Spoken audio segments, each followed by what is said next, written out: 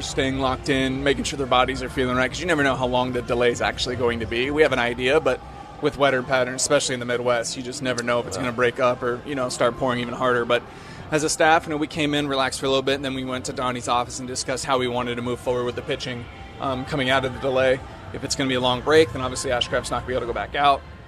Do we want to bridge to get to Majinski, or do we give the ball straight to Majinski?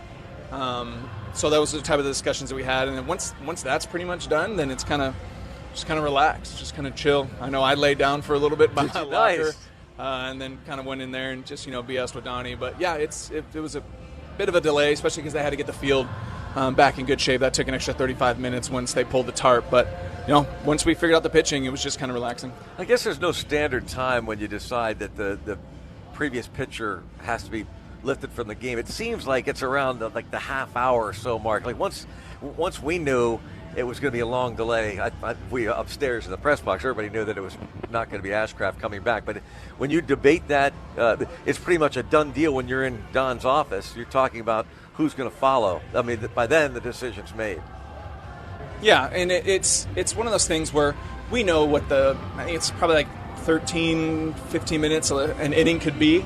Just in theory, with no rain delay, if Ashcraft's just down below waiting for the top half to finish up on offense for him to jump back out there. So in a rain delay, if you give it that first 15, 20 minutes to kind of see which way the rain's going to go, and as soon as it starts extending beyond that, then it's kind of hard to get the body going and get the arm going. And that's when you got to make the decision whether, who you're going to move on to after that. Chris Negron, bench coach, our guest. What was the attitude in that clubhouse the day after a devastating loss? For me, it was the toughest of the year. And on top of everything else, you lose Ryan O'Hearn for an extended period of time. Yeah, those ones sting a little bit, not going to lie.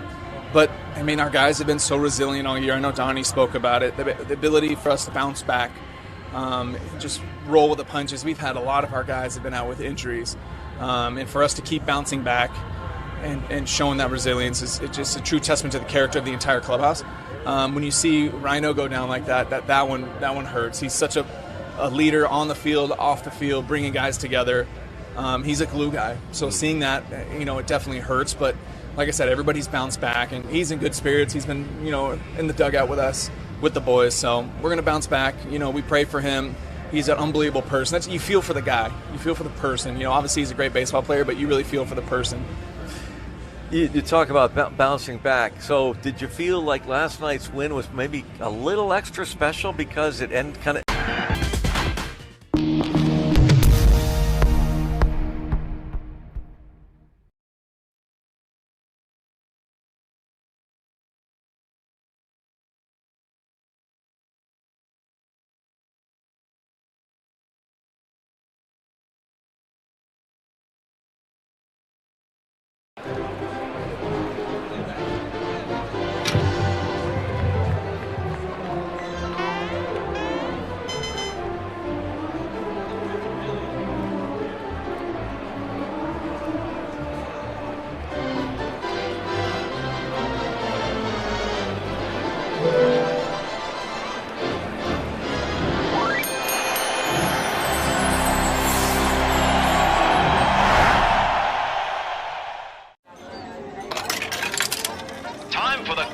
mascot race.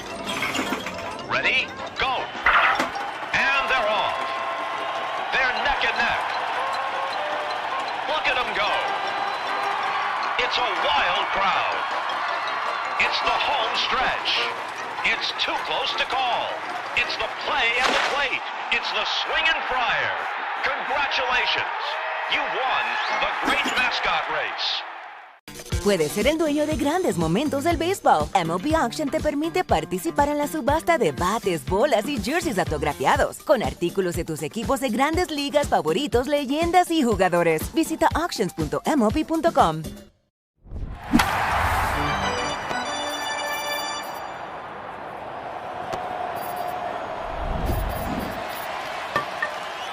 Guys that was traded in baseball, there are going to be a lot more between now and tomorrow.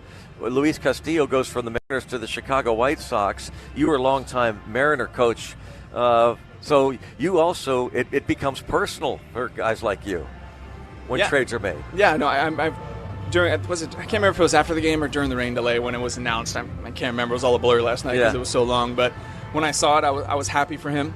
The Rock, Luis Castillo's an awesome person, great human being.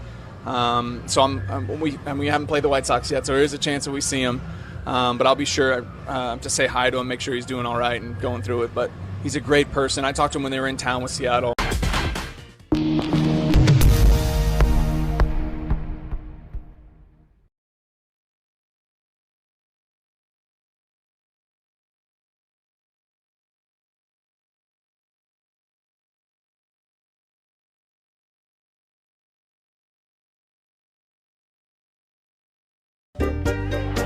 There comes red, blue, and green. Let's see, how does this happen? What was that came flying in? About the guard trying to get out of the way. I mean, that is going all out. Now watch. Here comes the pizza, see it? Oh, jeez. Highly unnecessary. I wonder why did he do that? The first thing people realize is the history of Montgomery, and that history is real. So while that history is in the past, it also helps us move forward in a positive way. Just like a lot of other of the 120 minor league teams, the baseball is not what we do, right? The Tampa Bay Rays do a phenomenal job of sending amazing athletes here, and we let them handle the baseball, and we handle everything outside the line. Puedes ser el dueño de grandes momentos del béisbol. MLB Auction te permite participar en la subasta de bates, bolas y jerseys autografiados, con artículos de tus equipos de grandes ligas favoritos, leyendas y jugadores. Visita auctions.mlb.com.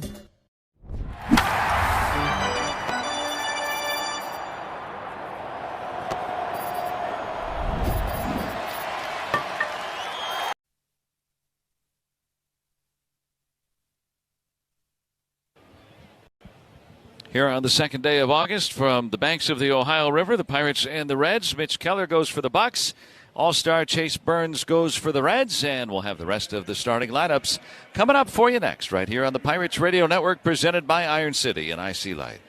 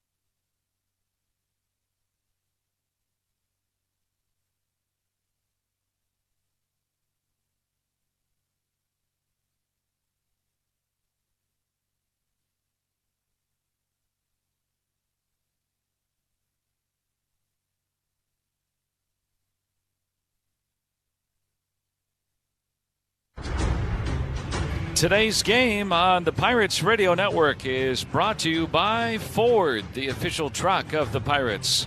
Highmark Health. Highmark is proud to support Pirates everywhere, from home base to home away from home, because life. Highmark Blue Cross Blue Shield. Pittsburgh Brewing Company. Pittsburgh Brewing, makers of Iron City and IC Light. PNC. Brilliantly boring.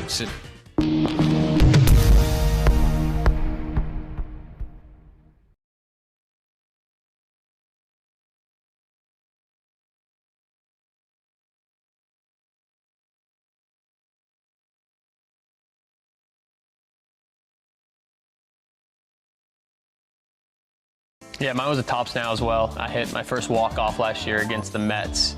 Jacob Young, Nationals win! Now he's got his first walk-off big league hit. Dad had bought a stack of them, and I was like, I think we can get these ourselves, but he went ahead and bought a stack for himself. Like business cards. There you go. But it was awesome just to, have that moment and have everyone so excited to, have a picture of you is a fun moment. The MLB app. Yeah, it's got game. This game. These games. All the games. Pre-game, post-game, and everything in between. This is baseball your way. With real-time stats, scores, breaking news, and custom content that hits every time. Because you choose the teams and pick the players you want to follow. So when they catch it on the field, you catch it on the app. Puedes ser el dueño de grandes momentos del béisbol. MLB Auction te permite participar en la subasta de bates, bolas y jerseys autografiados, con artículos de tus equipos de grandes ligas favoritos, leyendas y jugadores. Visita auctions.mlb.com.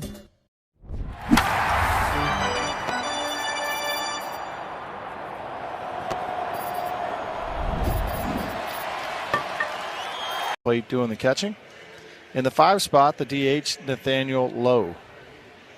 Batting 6, playing center field is Dane Myers. Noel V. Marte bats 7th, and he's playing right field. Matt McLean is playing second base, and he's batting 8th. To round out their order, a familiar face. Playing third base, Ke'Bryan Hayes.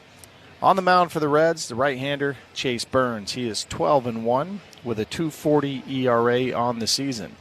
And we'll be right back with that first pitch from Mr. Burns right here on the Pirates Radio Network, presented by Iron City and IC Light.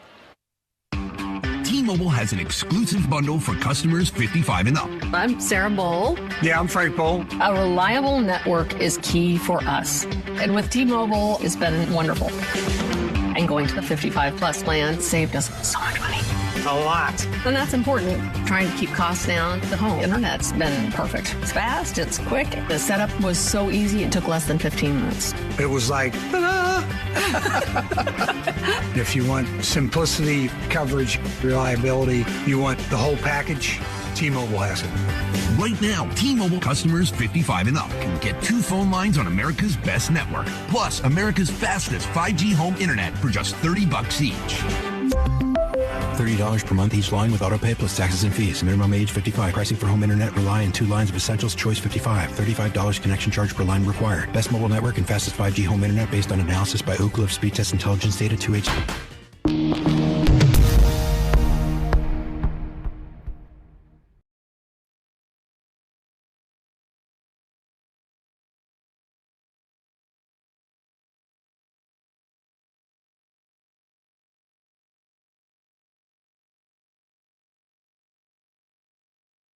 Towards third base. Machado's coming home, and he will be out. That's Mason. Oh, he reaches up and makes the catch. What a grab by Victor Mason Jr. Mason win the Gold Glover with the golden arm. And a leaping grab by Anthony Volpe. He's having a great day. Catch by Braden Montgomery. Lays out full extension. He's at the wall, and he leaps and makes a spectacular catch. Line drive center field. PCA. Diving stab Anthony Siegler. What a play. And look out. It's going to be Martin with a slide. In the hole. Backhand snare. Oh, Jim Jarvis with a gem. Will it hang? It will. Torres with a nice catch. Into the corner. Here comes a good sliding catch. Ronald Acuna. Merrill go back and still going. Leaps and makes the catch. Holy oh yeah! Graham!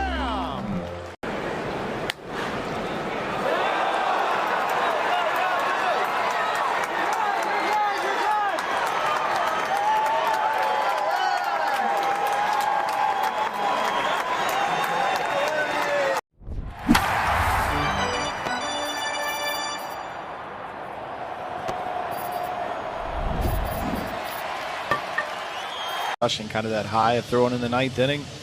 It's hard not to want it, especially a guy like Doval that's done it at a high level for a pretty long time, 109 career saves. I mean, that's not a small number when you think about experience in the back end of a bullpen. And look, the stuff seems like it's still there. The two-seam and the cut fastball velocity is still elite, 98, 99, I believe 98 point something, 98.6 or 0.8 miles an hour on the season average. So, I mean, he's still got a great arm. Maybe a little bit of inconsistency with the slider. It does have a changeup, doesn't really use a changeup a whole lot. But the velocity like that with a fastball is something that'll play on the back end. And I think he's just mentally, it's kind of a reset for him coming over here to a new uniform. I know he struggled a lot. His home and road splits are really kind of crazy when you look at the home and road splits with what he's done with the Yankees this year. And maybe just intimidation. Yankee Stadium or the history of Yankees baseball. I know Yankee Stadium can be a very intimidating place to pitch with that short right field right there. So, just an opportunity for him to come over here and kind of take a breath. The Pirates need back-end bullpen help in the worst kind of way. So the timing is great for a new start for him, and hopefully we can catch some lightning in a bottle here and get some vintage Doval from his Giants days, early Giants days. Yeah, his numbers, talking about Doval, who is active today, his numbers away from Yankee Stadium this season, a 1.86 ERA, a 1.59 opposing batting average, 1 home run allowed in the 79 batters faced. So hopefully that'll be more of the trend as the Pirates get him today. But it's going to be the Bucks bats facing Chase Burns. That will be the first feature of the afternoon here in Cincy. Yeah, that's going to be quite the challenge for the Pirates. I was looking at Chase Burns this morning when I got to the ballpark, and his numbers are really good. 12-1 with a 2.40 ERA. He's having a spectacular year. He's really just a 3-pitch guy, and you can almost eliminate the changeup and make him a 2-pitch guy. Fastball, slider, the fastball velocity jumps out. We're going to see triple digits, I'm sure, a handful of times. But the breaking ball run value, that slider has been really, really good for him. 99th percentile across Major League Baseball. He's gone 11 straight wins without since his only loss on the season. So the Pirates looking to change that trend. He's had some rough starts, but hasn't been stuck with a loss since a lot earlier in the season. He gave up a season-high 9 hits and 5 runs the last time that he faced the Pirates in late June. And facing them for a 4th time this year. Or maybe the Pirates are figuring him out. It's Jake Mangum. Been swinging a hot bat. He'll lead things off. First pitch of the game. A little bit high. Ball 1 from Burns to Mangum, checking in at 3.06. Hit his 3rd home run earlier this series. Hayes will play in on the grass at third, and it's outside now. 2 balls and no strikes. Fastball running away from Mangum, the switch hitter, batting left. Working on a 9-game hitting streak. That's better. Reds with the home whites today. Pirates with the traveling gray trousers, traditional on this Sunday. The pitch back with a fastball strike. Starting to heat up, 96. But average is 99 with a fastball, so we'll see him get into that groove as this inning goes on. Perhaps here's the 2-1. Swinging the ball sliced foul left side. 2 balls and 2 strikes. KY and I were talking to Jake Mangum down in the dugout before the ball game today, talking about facing a guy like Chase Burns, and KY asked Jake if he thought it would be beneficial and actually helpful to the Pirates lineup today, seeing Burns 2 days after seeing a guy like Hunter Green. And Jake was talking about how both of their fastballs really profile almost identical. So we'll see if that pays off on success against the heater today. 2-2 coming. It's up high. 3-2 now up to 97 from Burns, who threw 33 pitches in the first inning of his last start. Allowed 5 runs in 5 innings against Cleveland. 3-2. And ball 4 down low. And it's a leadoff walk, so Mangum and those 20 stolen bases are on. And Brandon Lau, who has homered off Burns this season, he's coming up. Defensively for Cincinnati, it's Blade in left, Myers in center, Noel V. Marte in right field. The Gold Glover, Key Brian Hayes at third, Ellie De La Cruz at short, Matt McClain, 96 consecutive errorless games. Sal Stewart at first. Had a swing and a miss, strike ones, and Stevenson doing the catching. So Stevenson as a catcher, more stolen bases against him than any catcher in baseball. And Burns has had 20 stolen bases with him on the mound. It's the third most in baseball. One strike on Lau, the pitch up high, 1-1. We'll see if it activates the Pirates running game today. Well, it may do it. Some similarities there. Burns is not exactly fast to the plate. And like you mentioned, Stevenson at the bottom of baseball with catching guys. Here's a 1-1 now. And it's down and in, 2 balls and a strike. So behind the first 2 hitters, Burns walked Mangum. And now 2-1 on Lau, hitting at .257 with 23 home runs. Leads the Pirates. Top 10 in RBIs throughout baseball as well for Lau. The pitch down and in, 3-1, missed with another slider. Burns has walked as many as 6 in a start, and that was in July against the Phillies. He's already walked Mangum, now 3-1 on Lau, and the pitch. Swinging a ball lined into center, but Myers tracks it down and makes the catch. So 1 out. Had to come in with 1, and Lau was ready for it. Yeah, Brandon gave it a ride right there, but got off the barrel just a little bit. That extra life, only 97 miles an hour. It's crazy when you say only 97 miles an hour, but he's a high spin guy. So even when he's up at 97, it's going to play up a little bit. Here's Brian Reynolds getting the DH duties today. .268 with 15 home runs. Toss over to first. Mangum is back. Umpiring crew today, but call-up umpire Jacob Metz calls the balls and strikes. Dan Merzel is at first base. The crew chief is Dan Bellino. He's at second. And Dexter Kelly, a call-up umpire, working over at third. Burns waits. Comes home, Mangum runs, pitches a ball down low, throw down is on a hop, and the tag is applied in time to get Mangum for the out. Caught stealing 2-6. Jake looked like he had a hard time getting going right there. A couple of stagger steps when he first took off. It looks like the Pirates are holding everything up. Take a look at it now. They're going to let it go on, so the call's going to stand. Quick release from Stevenson behind the plate, and a nice pick right there from Ellie De La Cruz to catch that and get the tag down onto Mangum's hand before he does get to the bag.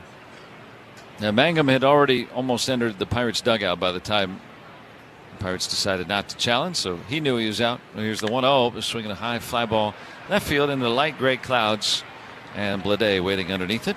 He's got it for the final out. So that leadoff walk. Nothing doing for the Pirates in the first inning against Chase Burns. And now Mitch Keller to the mound in Cincinnati right after this along the Pirates Radio Network, presented by Iron City and IC Light. Remember when your sandbox was your construction site? When you dreamt of building skyscrapers and moving mountains? Those video games where you build entire cities? That wasn't just play. Today you can actually build it from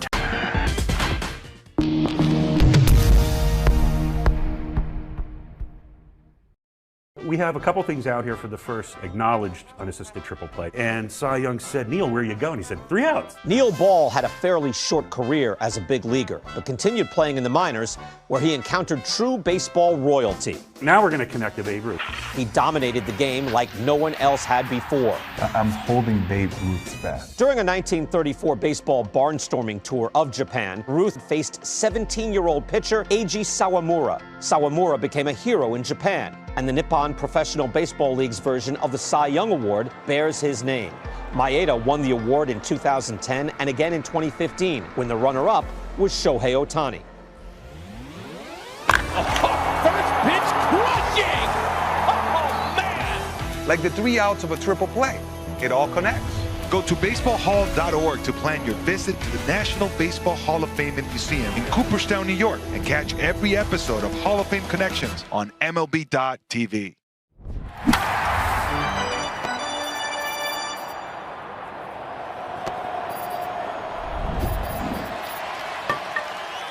ahn.org/video visit. Hilly Dela Cruz will lead it off for Cincinnati. Mitch Keller taking the mound. And Keller will work to the Reds' leadoff man. Just off the plate away with the two-seam fastball, ball one. Then it's Sal Stewart and J.J. Bleday for Cincinnati. Here's a 1-0 from Mitch. And a strike this time over the outer edge. Fastball at 92, 1 ball and 1 strike.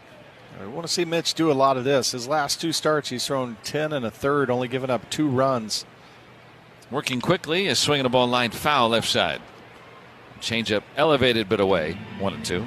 That's what I saw against the Yankees and the Diamondbacks, was he was on the attack, leading the way with his fastball, and then having everything else come off of it. He's ahead 1-2 in the pitch. Breaking ball hit to first. Spencer Horwitz will lob it onto Keller covering for the out. Good to have Horwitz back in the Pirates lineup today. He's over at first, and Nick Gonzalez across the diamond from him. Jacob Gonzalez at short with Brandon Lau at second. In the outfield from left to right, Jake Mangum, Jostinson Garcia, and ace Marilyn Valdez. And it'll be Andy Rodriguez linking up with Keller today. So 1 out, and Sal Stewart bats with the bases clear. Right-handed hitter, 23 home runs, 84 RBIs. First pitch from Keller, swinging a foul at the plate, and strike 1. Fastball at 92. Keller making his 22nd career start against the Reds. He made his first ever one here back in 2019 in game 2 of a doubleheader. 0-1 pitch, swing and a miss. Good slider that time, 0-2. That's a shorter, tighter slider. Yeah, it's got a little more tilt on it than what you would call a cutter, but good action. Late, looks like the fastball coming out of the hand. Back at him. Here's an 0-2 pitch. And that's outside 1-2. Now that's a bigger slider. I'll call it a sweeper. You're going old school here, Joe. Sweeping slider. That's what I used to call it. Today's parlance, just a sweeper. Here's a 1-2 coming. Swinging a fly ball to deep left field and a no-doubt home run. That is going to go into the second deck. 5 rows back of the recessed second deck in left field.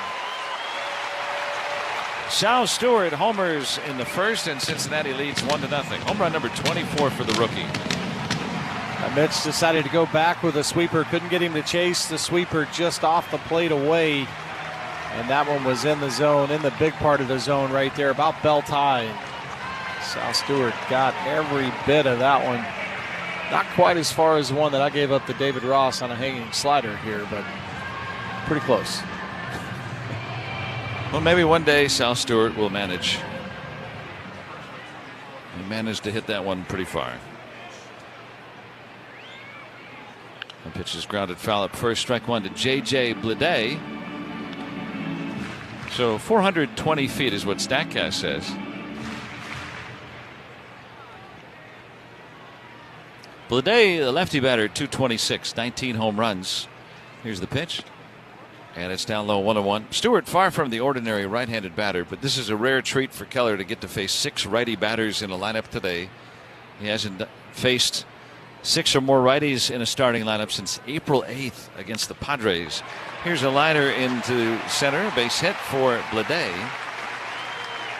And the reason I bring that up is coming into today's action, among National League pitchers, he's allowed the lowest slugging percentage against righty batters. That measures the quality of hits. And now you see Stewart with the home run. That's a high quality hit by a right-handed batter, but doesn't happen a lot to Keller.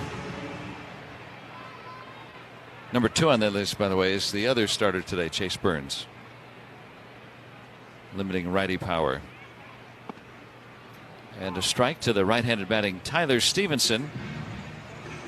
He's at 252 with 8 homers. Bleday on at first with 1 out. 1-0 Reds on a Sal Stewart home run.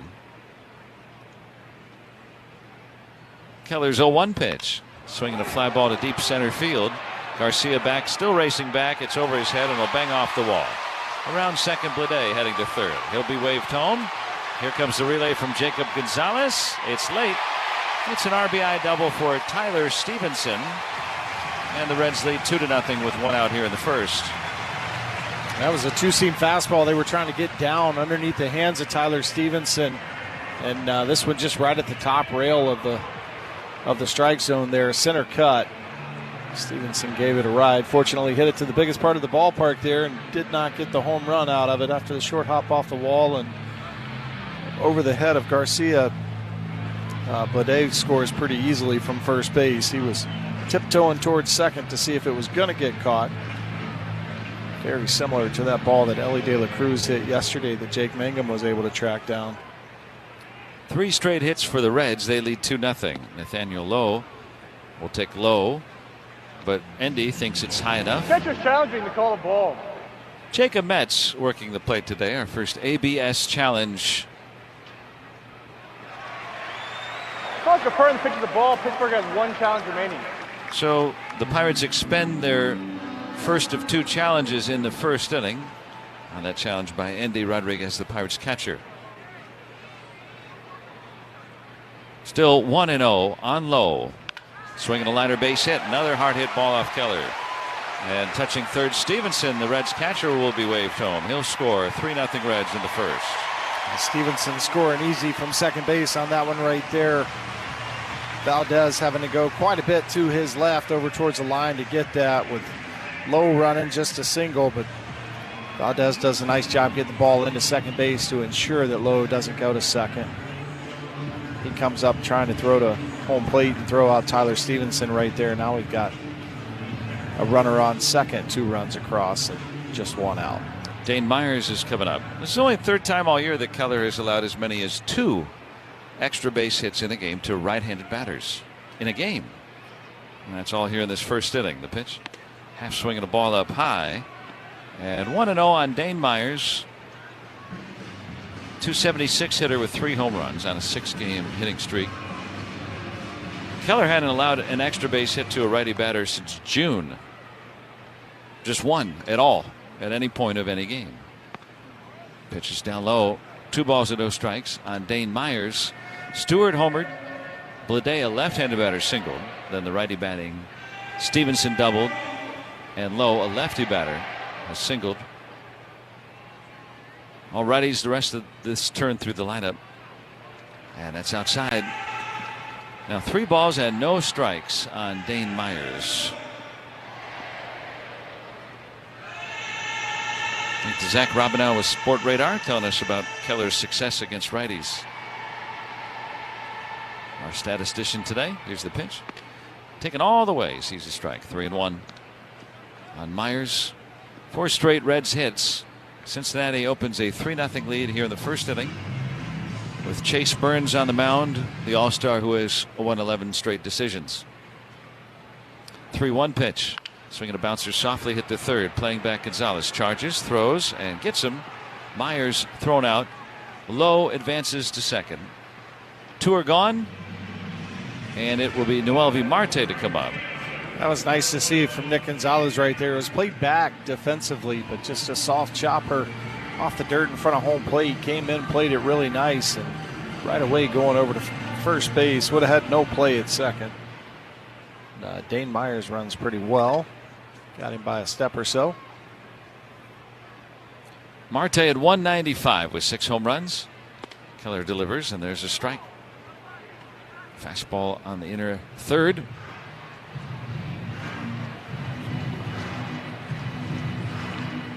Lowe at second, not particularly fast. Marte hitting 108 with runners in scoring position. He chases a high and away sweeper, and it's 2 strikes. Seen a lot of chase from Marte in this series.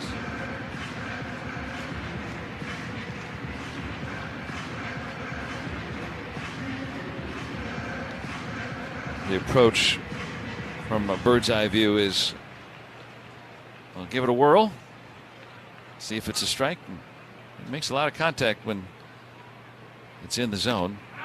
Trying to get him to chase there. He did not fully commit to the swing on that sweeper down and away. Good idea, 1-2.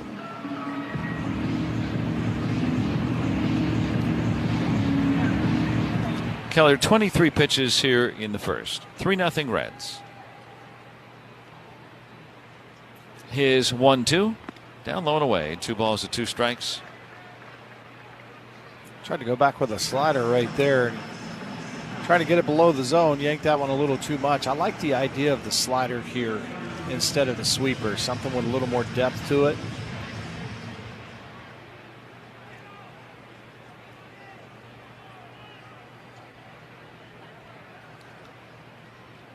Keller on a 2-2. Swinging a foul. Let's take 10 for an ID on the Pirates Radio Network.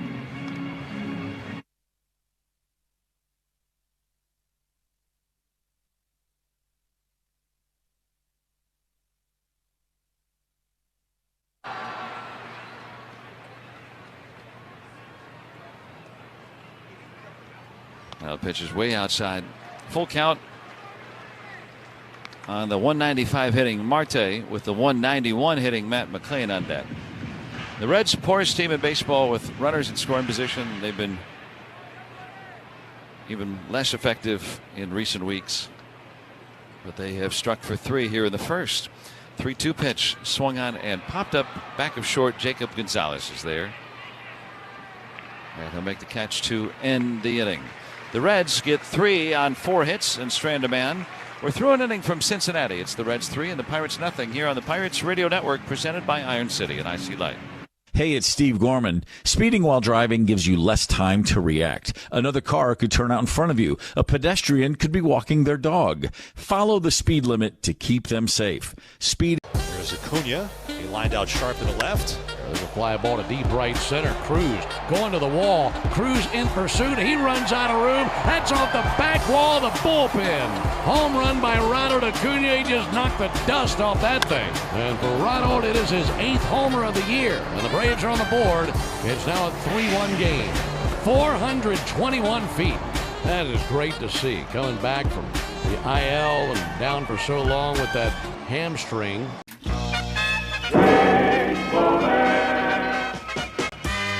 Swung on, bang toward third.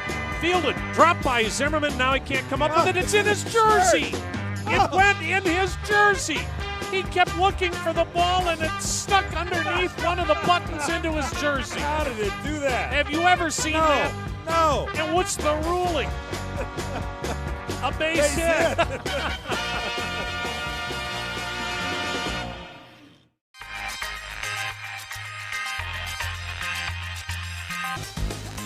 To see all this excitement around what I love to do growing up, it's crazy. What's your favorite thing about this whole event so far?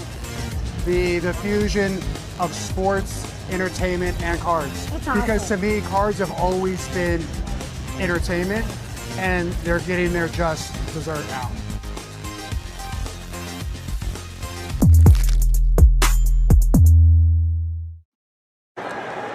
Seats with SeatGeek. Now the Pirates will need to get the match going today. They're down 3-0 through an inning. Reds trying to take 3 out of 4. Esmeralyn Valdez will lead it off. Takes a first pitch strike from Chase Burns. Valdez, the rookie, at 268. He's hit 14 home runs. And he'll take his timeout. 38 runs batted in. He's been one of the best in baseball in his limited time so far at hitting that upper 90s plus velocity. 0-1. Fastball strike, 0-2. We got 95 that time from Burns. Not throwing as hard as he usually does. At least not yet.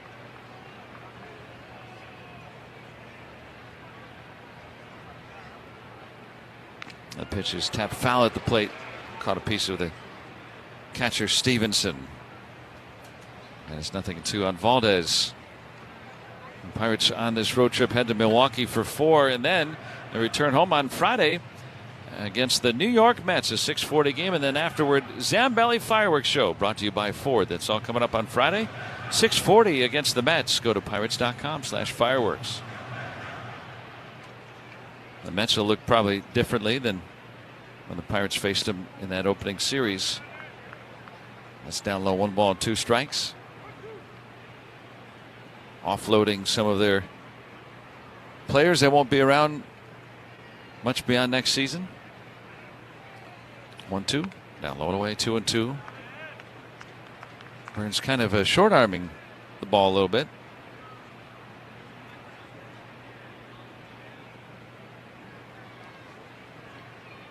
Here's his 2-2 coming now, and it's down low and away.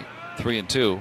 I think he's just trying to be real careful right here. Valdez has already warranted the respect of a lot of pitchers across the league, and they know the power and the damage that he can bring with that bat when he swings it. So trying to make the perfect pitch. 3-2 and a swing and a miss. Struck him out, expanded the zone on that slider.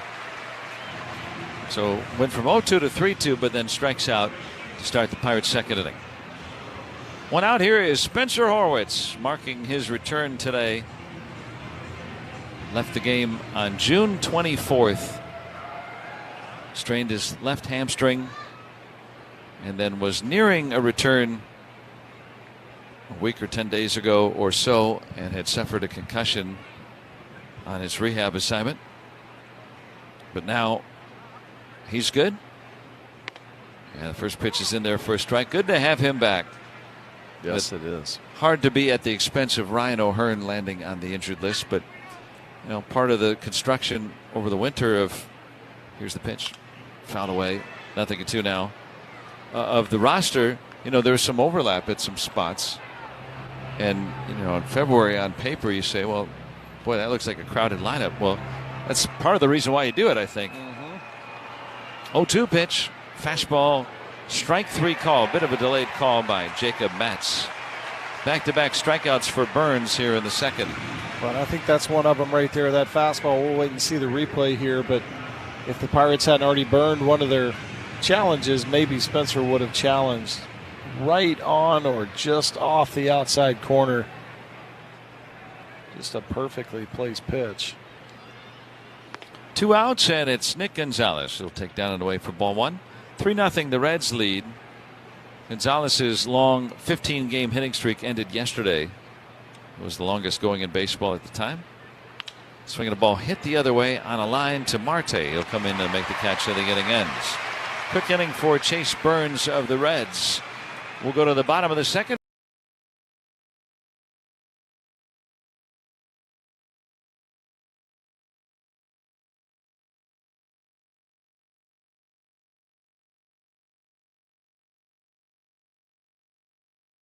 Pack your bags, it's time for a road twib.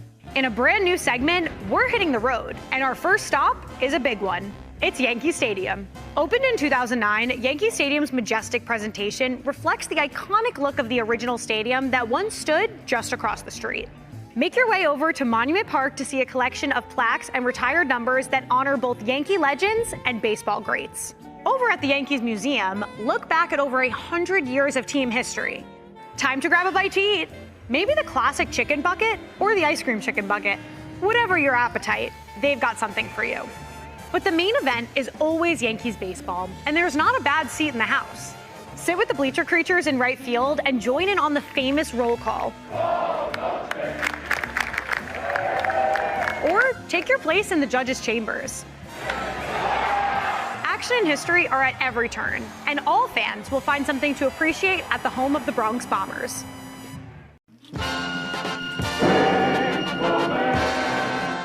Jim Abbott has a no-hitter.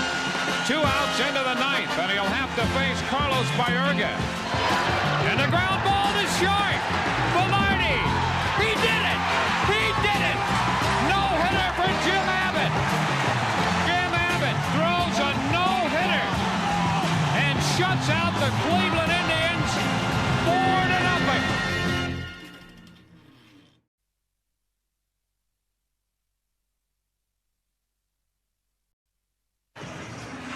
The Pirates will be at home on Saturday when they host the New York Mets. It's a 6:40 game, and the first 20,000 that night will get a 2010s inspired t-shirt featuring Josh Harrison. And it's brought to you by Chick-fil-A Pittsburgh. First pitch curveball strike to Matt McLain. You can get your tickets for Saturday as the Pirates will honor Jay Hay. He'll retire as a Pirate. All part of that weekend. Go to Pirates.com. There's a 1-strike pitch. McLain takes outside, hitting at 191. Then it's Ke'Bryan Hayes and Ellie De La Cruz facing Mitch Keller. See if he can button things up after a 3-run first inning. The Reds have a 3-0 lead. Swung on, popped up, foul territory, first base side. Endy Rodriguez, and they'll watch it go over the Reds dugout. 1-2 on McLean. Well, Keller trying to reverse history. He has pitched in this ballpark 8 times. This is number 9. And here at Great American Ballpark, his lifetime ERA is .933. But still very much the Pirates in this game. 3 runs across in the first. 2-seam inside. And it's 2 balls and 2 strikes on McLean.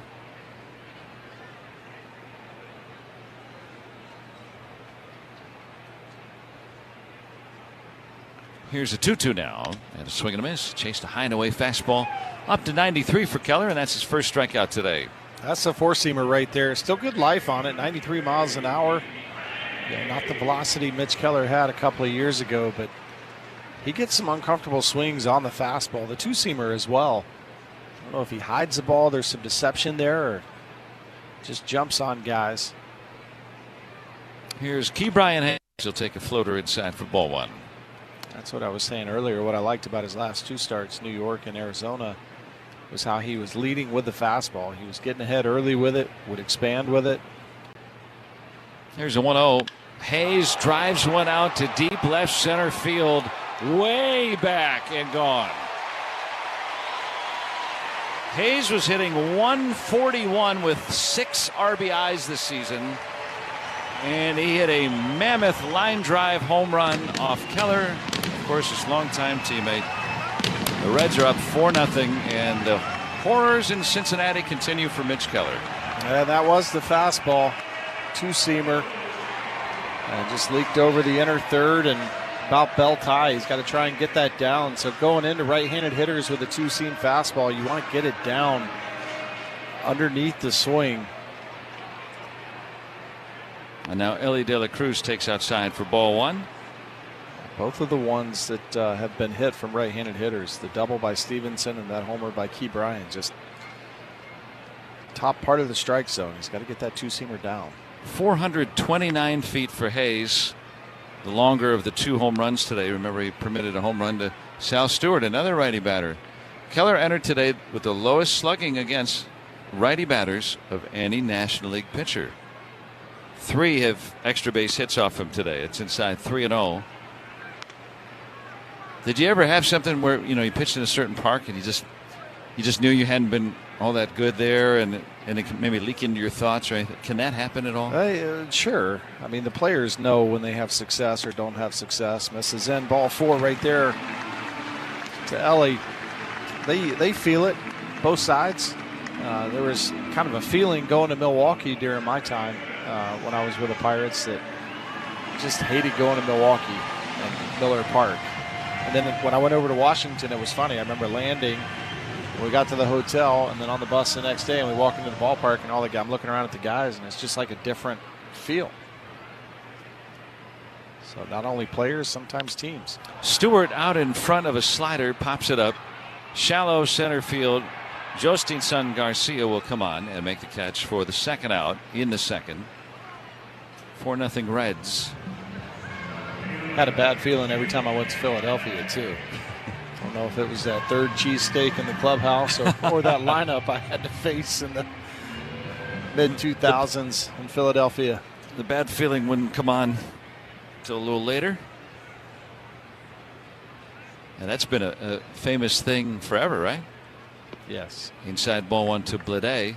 Yeah, they used to have a leaderboard inside there in the clubhouse. The visiting clubhouse in Philadelphia. The clubhouse attendant would serve cheesesteaks, and there was an unofficial competition who could eat the most. Yep. Would it be over a day or a series? That's down and in 2-0. It was usually over the series, and it would be a team leaderboard and an individual leaderboard. Wow. Did you ever get up on that I don't board? think so. No. just a participant.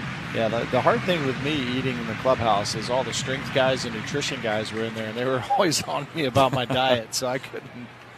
You're like, just one a day. Keep the doctor away. 2-0. He's high 3-0 on Blade. Ellie De La Cruz at first with 2 outs. A run in on the home run by Key Brian Hayes. 4-0 Reds against Keller and the Pirates here in the second inning.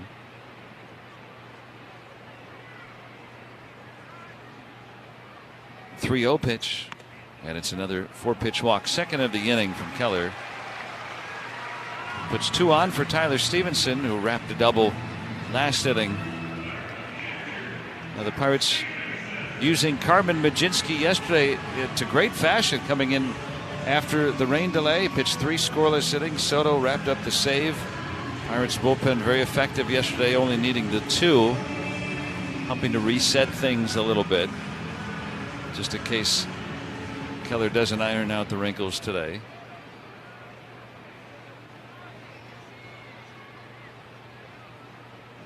Here's the pitch. And it's outside, ball 1 to Stevenson, right-handed batter. Ellie De La Cruz very fast. He's at second. Base hit adds a run for the Reds, who lead 4-0 here in the second.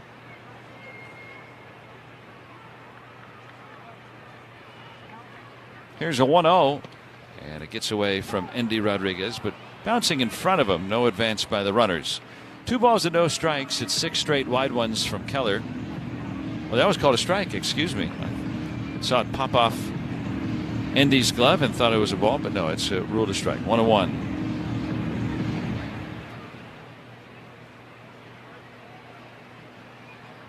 Keller ready, and his pitch. Swing and a miss. Back in the strike zone with a fastball. Now 1-2. Well, that's what I'm talking about right there. 1-1 count. That's 92 miles an hour, and it looked like Stevenson was late. So sometimes Keller will get on that 4-seam fastball. He'll get uncomfortable swings, and he can't be afraid of challenging guys with it.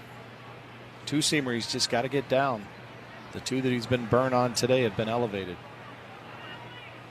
Here's the set of the 1-2. Swinging a ball poked foul, spoiling that sweeper away.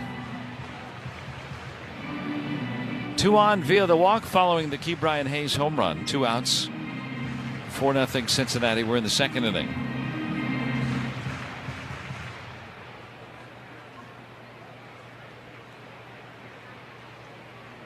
Here's a 1-2. And it's up. Up and in with 92. 2 balls and 2 strikes.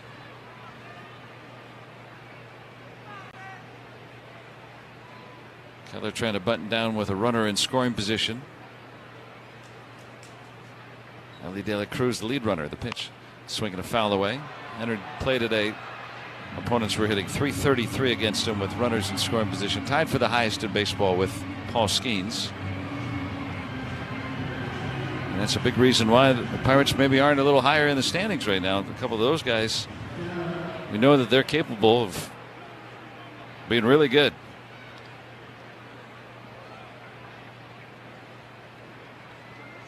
Two from Keller, way outside. 3-2, trying to another sweeper.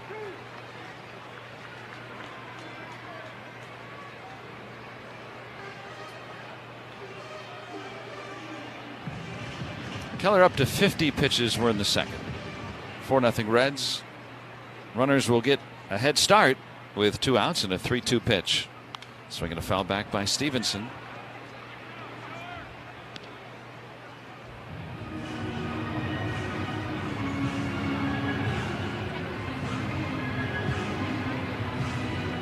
This will be the 9th pitch of this at bat coming up. 2 homers for the Reds today. 5 hits. 3-2 from Keller. Swinging a ground ball foul. Left side that time. A little bit out in front of a changeup.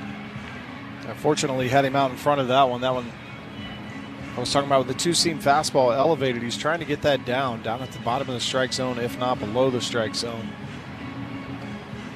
Got Stevenson out in front of it. Speed difference, not able to keep it fair.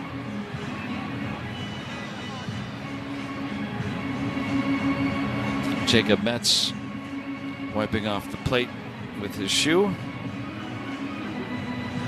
De La Cruz is at second, and Blade trails him at first, both reaching on walks. 2 outs. A run in on the Hayes home run. 3-2 pitch. Stevenson chases, strikes him out with a slider down and away, and Keller gets the strikeout to end the second, but the Reds. How do you go from a triple play to a two-way star through a bracelet and the babe? Find out on Hall of Fame Connections.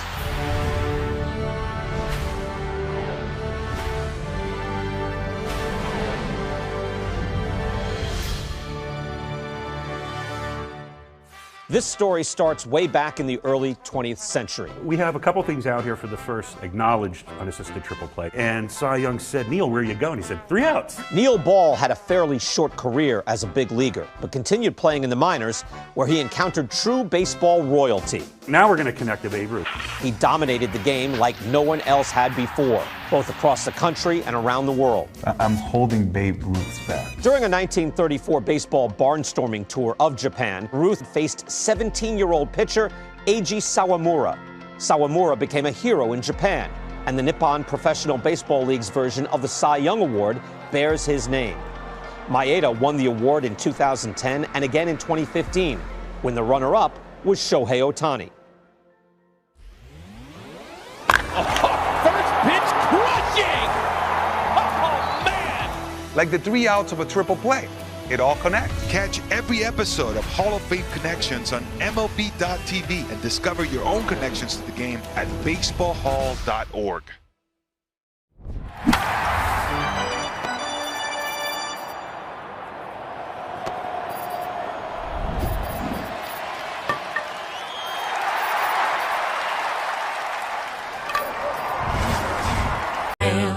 Even my horse downloaded it. Dang, it saved time and money on prescriptions. Check GoodRx. GoodRx is not insurance. Reds 4, Pirates nothing. We'll start the 3rd inning. It's brought to you by the Iron Workers Local Union number 3. We don't go to the office, we build it. Andy Rodriguez getting the catching duties today. Then it's Jacob Gonzalez and Justinson Garcia facing Chase Burns of the Reds. Trying to be baseball's 3rd 13-game winner. And a fastball off the plate away for ball 1, and it'll be challenged by Stevenson. Catcher's challenging the call of ball. No catcher in baseball has been right more often on the new ABS challenge system than Stevenson. The pitch is a strike. Cincinnati has 2 charges remaining. And he's right again. Andy Rodriguez is down a strike. .259 batting average with 5 home runs. Swinging a bouncing ball up first, fair ball, and cuffed by Stewart. He'll get it on to the pitcher Burns covering, and he'll still get the out. Got time at first, and that's what Stewart did. 1 out. Here is Jacob Gonzalez and the Pirates on Saturday. When you purchase a special ticket package for that 6:40 game against the Mets, you can get a Backyard Baseball Pablo Sanchez bobblehead. Again, when you purchase the special ticket package, that's available at pirates.com/backyardbaseball. Jacob Gonzalez, the lefty batter, takes down low for ball 1. 1 out, nobody on. Pirates looking for their first hit today, down 4-0.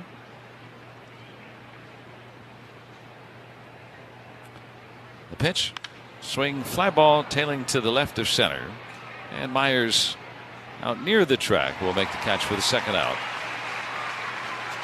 Jacob, I feel like just missed that one right there. Maybe a touch late on it. Caught it a little deeper than he wanted to, but took a nice pass at that fastball. He hit 19 home runs at Charlotte in 53 games, and then has added 4 with the White Sox and Pirates.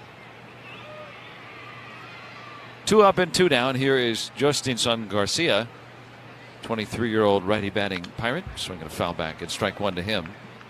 With the Pirates hitting at 190. Looking for long ball number 1. He was hitting very well at Indianapolis in July, hit a .362. The pitch, swing and a miss, pulled off and away slider, 0-2. I'd say he's probably going to see another one of those right here. If he sees another fastball, the way he swung and fouled off the first one of the at bat, it's going to be elevated. He's probably going to get a heavy dose of sliders. Swinging a ground ball up third and a foul ball. Just foul on that slider.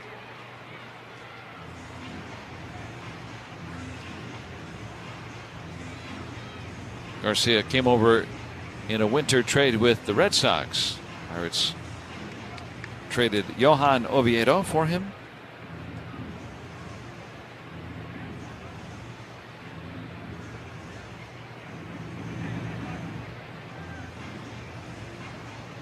For 4-0, the Reds lead. Pirates trying to earn a split. Cincinnati trying to take 3 out of 4. 0-2 from Burns. Swing and a miss. Struck him out. Another slider. And he's faced the minimum through 3. Bottom half coming up. 4-0 Cincinnati along the. 1 out and nobody on for Yordan Alvarez. Yordan Alvarez crushes one high and deep. Forget about it. 44 just matches the first pitch he sees tonight for his 35th home run of the year. And the Astros out in front 1-0. I still don't know what he did, what the baseballs did to him to make him so mad. That ball was destroyed halfway up the bleachers. Yeah, 427 feet. Puedes ser el dueño de grandes momentos del béisbol. MLB Auction te permite participar en la subasta de bates, bolas y jerseys autografiados, con artículos de tus equipos de grandes ligas favoritos, leyendas y jugadores. Visita auctions.mlb.com. And there's a shot into left field. Stanton on his way around to score. The Yankees are on the board. First, it's 1-0 New York. Bouncer headed up the middle, and that's going to get through and drive in a couple of runs. Cranked up and sent into the right center field gap. McMahon's going to score easily. They're going to wave Wills around. Plays to third. 5-0 New York. Another one head for no man's land, but Harrison Bader read it well.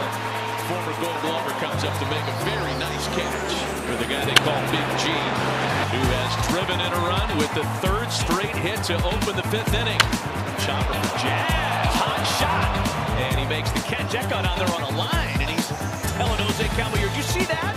I could watch Jazz Chisholm play. I mean, he plays with such joy. Only David Cohn, Ron Guidry, and Mel Stottlemyre had opening day starts of 6+ innings with 2 or fewer hits and no runs allowed.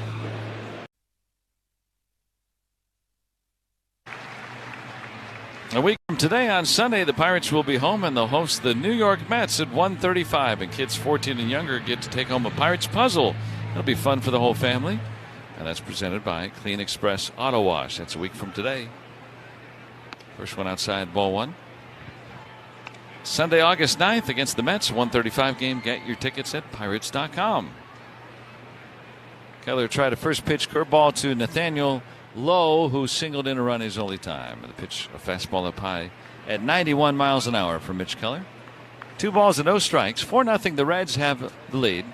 Home runs by Sal Stewart and Key Brian Hayes. The pitch outside, 3-0. Keller has walked 2 today. That was in the last inning. Both were 4-pitch walks. Started the inning at 53 pitches. 3-0 coming. And he'll see a strike. An away fastball at 90 miles an hour. 3-1. Keller averaged 94 on the 4-seam fastball last year. 3-1 pitch. Swinging a ball driven into the right center field gap. Base hit and more for Lowe. And another extra base hit for the Reds. They're hitting today. They got another fastball, 4-seamer right there on that one, 92 miles an hour. And again, just elevated up in the zone, middle part of the plate. Right at the top rail. Mitch just having a hard time getting his stuff down. Early parts of this ball game. It's starting to rain, kind of light to moderate rain right now. Certainly rained harder than this yesterday. They played through it. Dane Myers bounced out his only time. Man at second, nobody out in the Reds' 3rd inning. The pitch down low and away, ball 1. And Andy Rodriguez wants to come out and chat. Yeah, do you think it's location today? Or yeah. What do you think's beleaguering Mitch Keller? No, it's absolutely location. He's thrown 57 pitches, 27 of them outside of the strike zone. So just command today. And the pitches that he's gotten really hurt with, the homer from Sal Stewart was a backup kind of hanging breaking ball. The double from Tyler Stevenson in the first inning was a two-seamer that he was trying to get down and in and just left it middle and elevated. The homer to Key Brian Hayes, same thing, trying to go down and away, and it was middle part of the plate, belt high. It's just getting on top of it, getting the baseball down. He's having a hard time doing, and he's getting into tough counts. It hasn't gotten ahead of very many guys. Swinging a foul right back. Big cut by Dane Myers. A .325 hitter with runners in scoring position. Reds up 4-0 here in the third inning. Pirates crawled back to 500 with their win last night. Here's the pitch, and it's outside. 2 balls and a strike. Entering play today, the wild card picture very muddy, as the Pirates would have to overtake Miami, San Diego, and Philadelphia, who has slid to the third spot. Pirates 2.5 back of the Phillies. Entering play today. Down low and away, 3-1, and that doesn't account for the Cardinals and Washington just behind the Pirates in the standings. So, and the Reds too. If they end up winning this series, they're not going to be that far behind the Pirates as well. Here's the pitch, and it's outside. That's the third walk allowed by Keller today. We'll pause for a 10-second station ID on the Pirates Radio Network.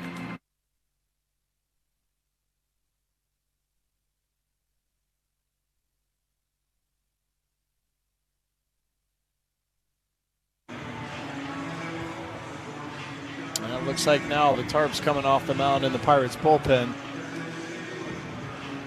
As long as it's not coming on the field here, we're good, yeah.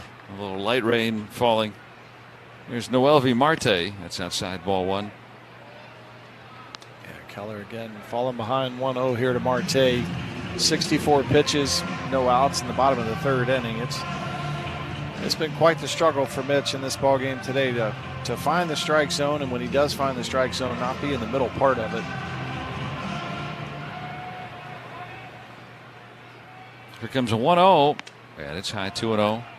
Fastball at 91. Noah Murdoch, 6'8" sinker baller of the Pirates, right-hander getting up. Pirates will begin a 4-game series against first place Milwaukee in Milwaukee tomorrow night. Started this series with a bullpen game, and the Pirates trying to get that bullpen right. That's down low, 3-0. They had a 4-inning start from Skeens in game 2 of the series. Ashcraft went 5 yesterday, but that's only because the rains came. He was at 68 or 69 pitches. Hour and 46-minute rain delay. So they had to cover 4 innings yesterday. And there's a strike, 3-1. High strike to Marte. He started walking up first base. And now it's looking like Keller may have a shortened start today. So the Pirates choosing to use that bullpen game on Monday to try to give their starters some extra rest here in the dog days of August. Here's the pitch. And a strike call again, 3-2. Myers again walking toward, I should say Marte walking toward first. And he'll come back. I may have bought him another strike. 3-2 on Noelvi Marte with Dane Myers at first and the lead runner Nathaniel Lowe at second. Nobody out.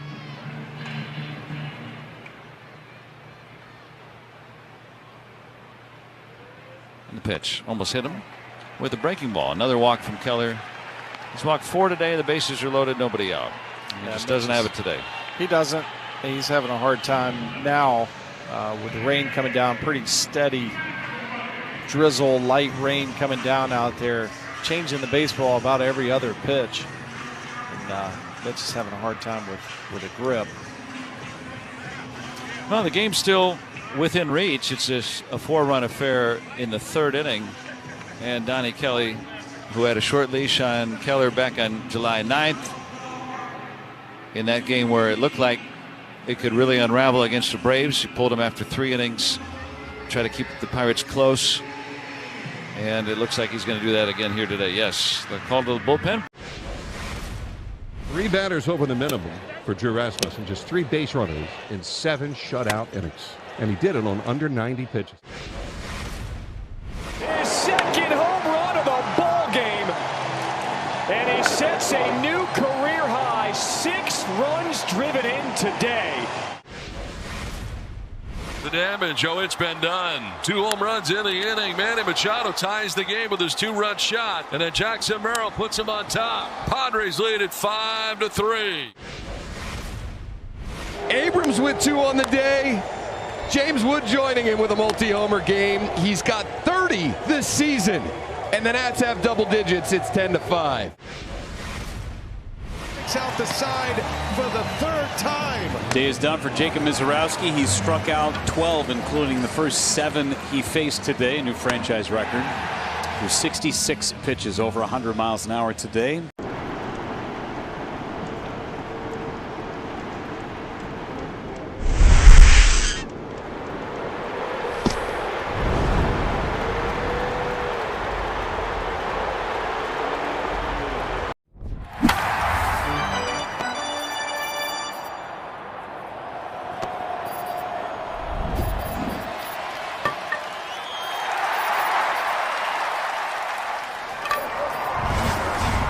Is loaded and nobody out. Well, you mentioned a ground ball specialist. He's a big guy, 6'8". Throws a hard, heavy 2-seam fastball. Looking for a ground ball right here. Although it'd be nice to get a strikeout with Matt McLean, and then try to get that ground ball. See if he can get out of this inning. Struck out 3 batters in 2 scoreless innings on Thursday here at Great American Ballpark. First time he pitched in a major league game since May 7th, 2025. Back when he was with the Athletics. And so he'll face McLean, a 138 hitter with runners in scoring position. We're in the 3rd. It's 4-0 Reds. Here's the pitch, and it bounces up there, ball 1. Murdoch really good at keeping the ball in the ballpark. Has had trouble at times with walks. Better in the minor leagues this year. A little bit rough in that first outing with the Pirates. No room for that here with the bases full, and the pitch almost hit him. 2-0, a sinker or cutter that backed up on him. You got McLean, 191 hitter, and Hayes came into today hitting 141, but he hit a long home run off Keller. He's on deck, and it's ball 3 outside. No advance by the runners. Well, the Pirates have not really had that ground ball get out of jams guy all year. And Murdoch, if he can be a strike thrower, could help fill that role.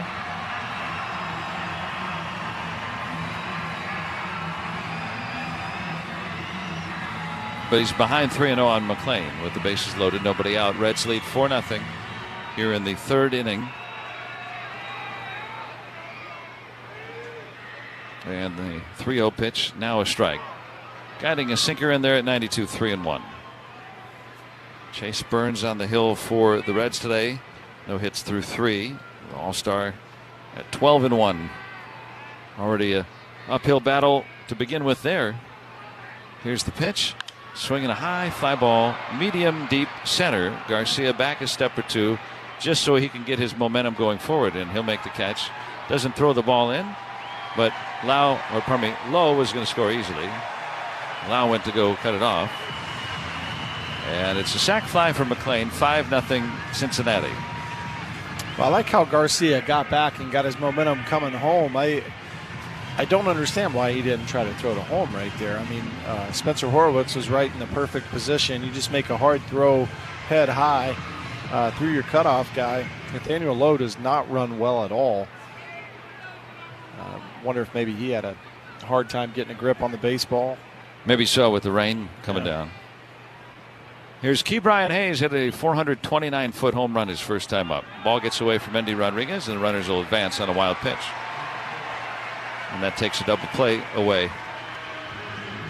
Just thinking he might be able to get out of this with 1 run, get that ground ball from Hayes. Not that easy now.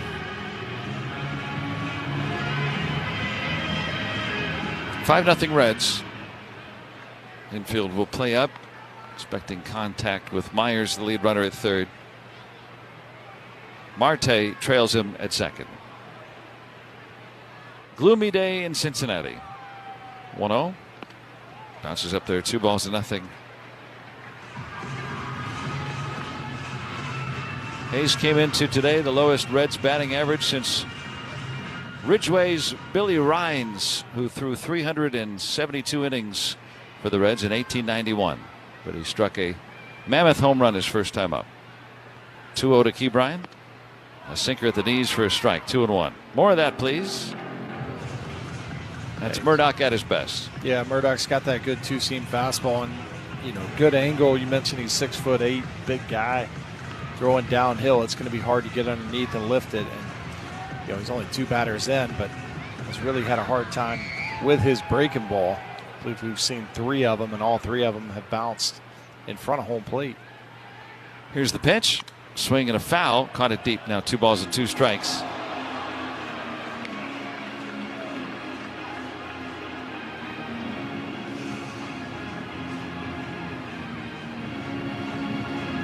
Reds have scored in every inning today. We're in the third. 5-0 Cincinnati.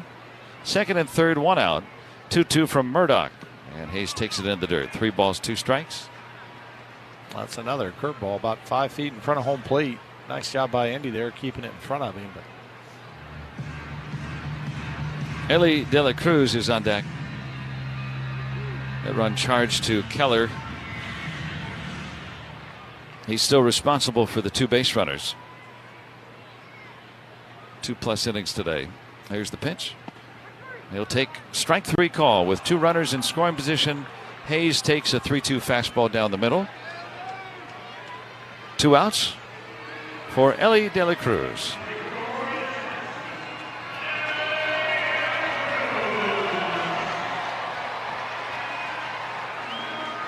all right, make a pitch right here. Get out of this, inheriting the bases loaded, no outs, and just 1 run scored. Something to hang your hat on.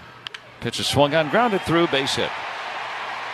Myers is in, Marte is in. 2 out, 2-run single by Ellie De La Cruz. 7-0 Reds in the 3rd inning. The last place Reds are poised to win a 4-game series against the Pirates. First pitch fastball, and like I said, the first 2 hitters of this inning since Murdoch came in, nowhere near the strike zone with his breaking ball. So I think hitters are going to go out there until he can prove he can throw it for a strike or a competitive breaking ball. They're just sitting dead red fastball, and even with a good 2-seam fastball, if you're not right on the corners, it's going to be easy to hit. Now Sal Stewart, who is homered today, it's outside ball 1. These guys already getting their 3rd at bats. No Pirate has had a 2nd plate appearance today. 7-0 Reds. Reds have not won a 4-game series from the Pirates since 2017.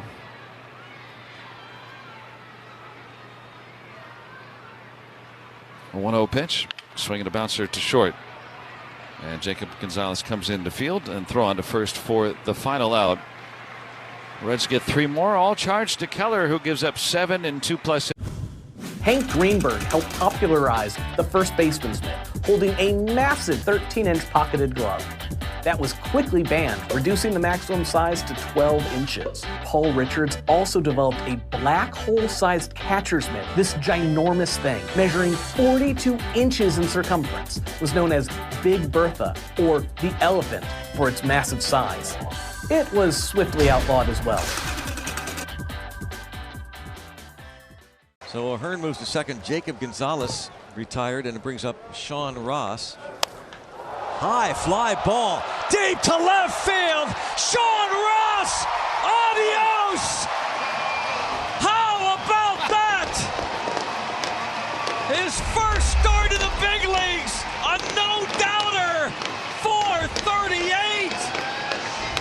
I was just about to say, young man, get that first hit and RBI out of the way, and I was thinking maybe just a single. Wow. It's like an Academy Award came to life. How long do you think that took to get ready? You know, it's really not fun facing a guy with that kind of stuff, I'll just tell you that. Presented without comment. It's a raft. It's got an outboard motor. It's got a little barbecue, and it's got a hot tub. Look at that. I mean, come on. American ingenuity. That is living. What else can go wrong here? Where are the Yankees in the outfield? They're everywhere.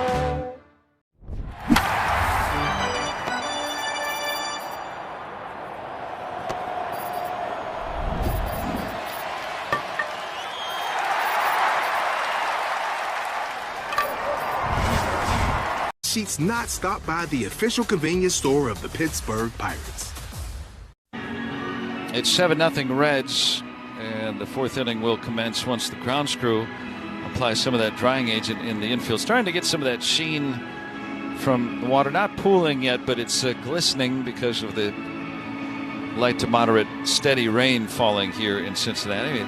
Already a field that absorbed a lot of water yesterday in the rain delayed the game last night. So for Keller, he's done after 2+ innings today. He gave up 6 hits, 7 runs, 4 walks, and 2 strikeouts. And for Keller, his career ERA in this ballpark, 9 starts, is 10.04. Just has not had success here. And now his career ERA in August is 6.23, the highest of any pitcher in the modern era who's made 30 starts or more in the month of August. So what do you do with Mitch Keller going forward? Well, I'm not sure. We got to get him right and figure him out. I mean, he's a long-term piece of the puzzle here for the Pirates. This is obviously not a pitcher-friendly ballpark, but yeah, you look at his line today, the 4 free passes, and watching him pitch today, it's just a command thing. I mean, any ballpark you're playing in the big leagues, you got to be more on the corners of the plate, up, down, and the balls that were hit hard were middle part of the plate, and the pitches that were hit hard were pitches that you really need to emphasize throwing down in the zone. The 2-seam fastball and any breaking ball, you want it down in the zone or down below the zone, and they were just elevated. Everything was elevated. Yeah, those home runs would be home runs in any ballpark, right? Yeah, yep. Good point. Right. So, and then the double from Stevenson. 2-seam fastball that he's trying to go down and in, and it was middle part of the plate on the top rail of the strike zone, and those get hit. Sinker ball guys have to keep the ball down. I'm not saying Mitch is a sinker ball exclusive guy. He's got a good 4-seam fastball that he can elevate with purpose, but it's just pitching corners of the plate, up, down, with intent. And when you're trying to go down with your 2-seamer, your breaking ball, and you leave it middle part of the plate and elevate it, guys have the opportunity to leverage the baseball and get underneath it. And that's what we saw today with the damage, the doubles, the homers, off speed and 2-seam fastballs that he's trying to get downhill on, and just wasn't able to do it today. And that way more than the velocity, 91.9, the average 4-seam fastball today. Yeah, I mean, velocity allows you to get away with mistakes. So if he's still 96, 97, maybe you get away with that 2-seamer, especially up, and sometimes the breaking ball down, or sometimes the breaking ball up, because guys are geared up for velocity. Doesn't mean he can't pitch it at 91 to 93, because I think he can. When guys are sitting breaking ball and he throws the 4-seamer. And Mangum hit in the back with a pitch to lead off the 4th inning. Yeah, that raises an eyebrow. Yeah, that first pitch fastball looked like it had a little bit of intent to it. Got hit in the ribs. Got all the way in there, yeah. From Burns, who is a good command pitcher. Yeah, Sal Stewart got hit in the elbow yesterday, so wonder if that's an answer. Well, now Mangum is on with the Pirates trailing 7-0. Used to be an immediate answer, not when you have a big lead. Outside ball 1 to Lau. Much safer to put a runner on then. So the infield still has a lot of glistening to it. trying to put as much drying agent as they could without really delaying the game.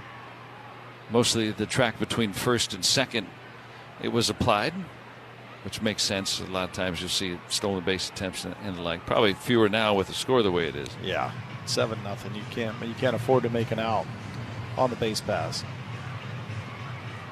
Pirates looking for their first hit today against Chase Burns. 1-0. Bounces up there, 2-0. Rain has lightened a little bit, but we've had a persistent shower here last half an hour or so.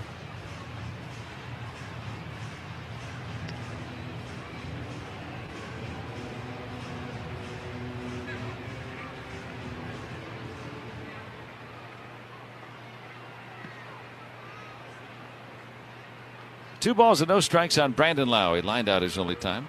He'll take low, 3-0. I don't know. Maybe it didn't have intent to it.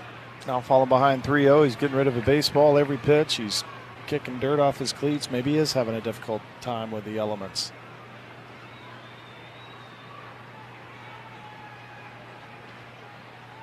He lifts the leg, comes home, and finds the strike zone there. 3-1.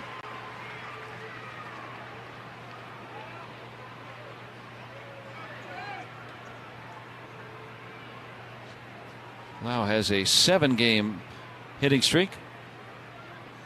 The pitch hit foul. That fastball at Burns, 94. Here in this inning, 92.7. He's thrown his fastball. He averages 99 with a fastball. They just signed him to a 7-year contract extension last month, did the Reds. Now, I don't know if the footing, the rain has anything to do with it, but it is very unusual how much his velocity is down today. 3-2 pitch, swinging a bouncer foul up first.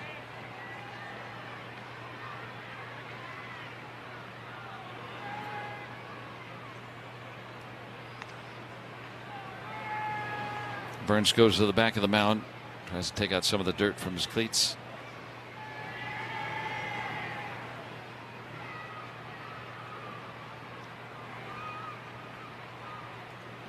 Still a full count on Brandon Lowe, and the pitch, swinging a ground ball to second, and McLean will gobble it up and throw on to first and get it out there. And Mangum able to assume second. And if he gets that cleanly, it might have been 2. Yeah, I think it would have been with a wet track like this. But that's probably why it wasn't able to turn it. Ball's going to bounce and hop a little bit different than what these guys are used to.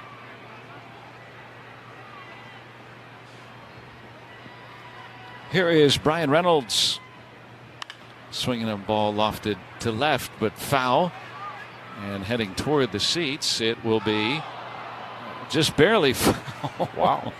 And a leaping attempt by Blade. It stayed in the field of play in foul territory. He leapt for it and almost caught it up against the wall in the left field corner. Well, a couple things right here. I mean, off the bat, I was with you. You said swing and a foul. I thought it was going to go well into the stands on the third base line, down the third base line. But what about the carry? I mean, it hit 2/3 of the way up the wall, a 12-foot wall and left. And Blade leapt for it to try to catch it in foul territory, but it was fouled by a couple of feet. I thought it was going to be. I thought it was going to be way into the stands. Yeah. 20 or 30 feet. No real wind showing on the flags. Might have been just the way it came off that wet bat. 1 strike on Reynolds. 7-0, the Reds lead. We're in the 4th inning. Mangum at second with 1 out.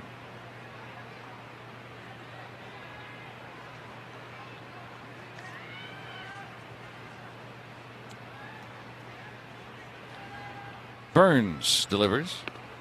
Tried to hold up, and he went 2 strikes. Tomorrow night, the Powerball jackpot has an estimated annuity of $748 million. $748 million. Don't forget to play at your local retailer or online. Pennsylvania lottery proceeds benefit older Pennsylvanians every day. Here it is. Down low 1 and 2. You got to be 18 or older to play. Please play responsibly. 7-0 Reds.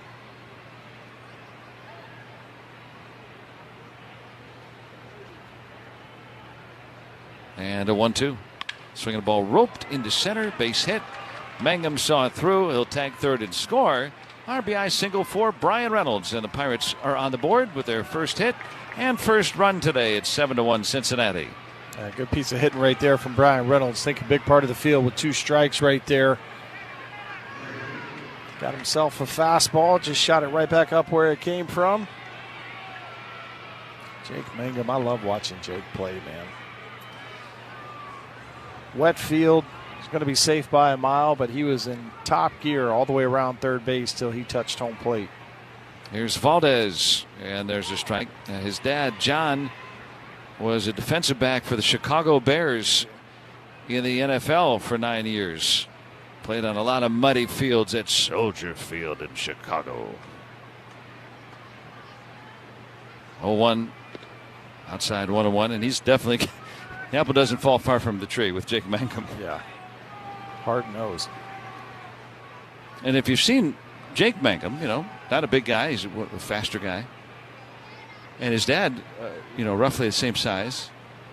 I'm sure he bulked up to play in the NFL, but to be able to play safety in the NFL and not be, you know, 6'3" and whatever it is, 2 1/4 or something like that, you got to be hard nosed. And I would think that John Mangum was watching all those Lions games as a kid, seeing him get right up there in the line when needed. 2 balls and a strike on Ace Marilyn Valdez. A run in, Reynolds at first, 1 out, 7-1 Cincinnati. Pitch, strike. Valdez would like to challenge this. Batter's challenging to call it strike. Jacob Metz tells us this.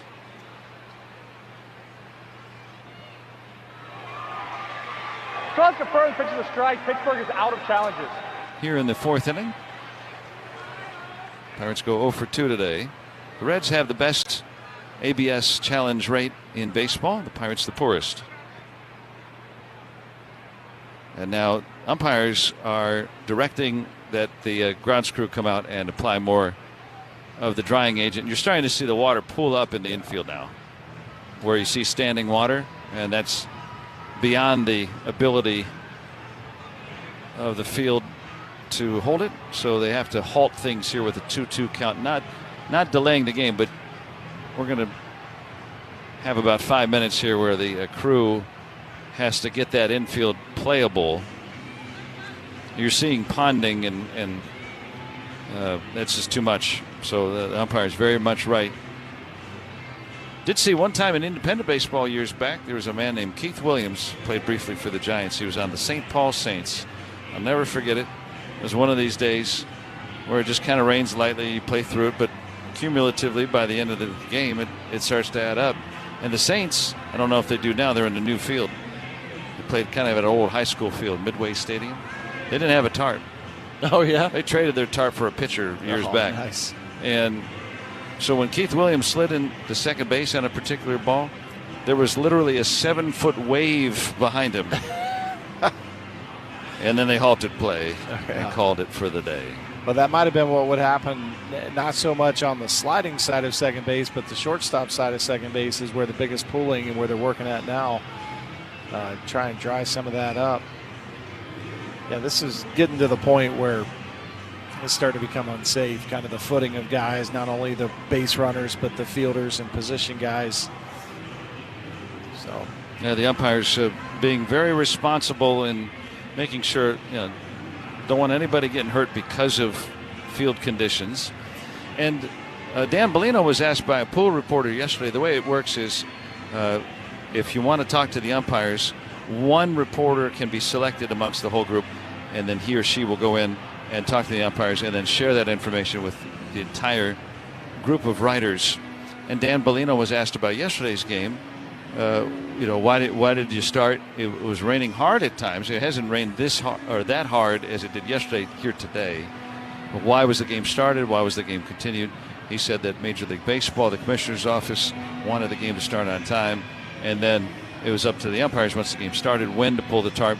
We didn't see too much sustained heavy rains, and they wanted to make sure they got to a position where the game would be at least an official game. Now, as it turned out, once the heavy rains came in and came through, there was no rain the rest of the night. Here today, it's a muddier picture as there's a whole bunch of little cells of rain. It doesn't look very heavy at all, but it can be persistent and more on than off so far here in Cincinnati. Yeah, it's just the accumulation of what's happened the first few innings. Te encantan los jugadores. Te encanta el juego. ¡Y se fue! Ahora puedes ser el dueño de grandes momentos del béisbol. MLB Auction te permite participar en la subasta de bates, bolas, jerseys autografiados y más, con artículos de tus equipos de grandes ligas favoritos, leyendas y jugadores agregados toda la temporada. Cada artículo es autenticado por MLB para asegurar que lo que llega directamente a tu hogar es original. ¿Quieres una parte del juego? Visita auctions.mlb.com.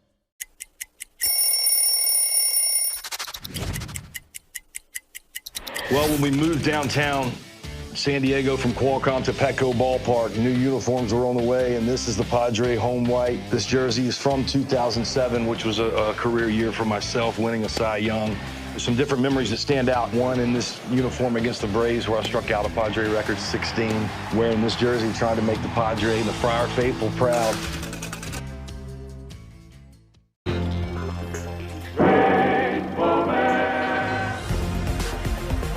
There's another ball. It scoots over near the Phillies dugout, and this ball is going to try to, it stays on the lip, and Schmidt's going to try to come home. Nobody's covering. Oh my goodness. The New York Mets flat fell asleep. No one covered home.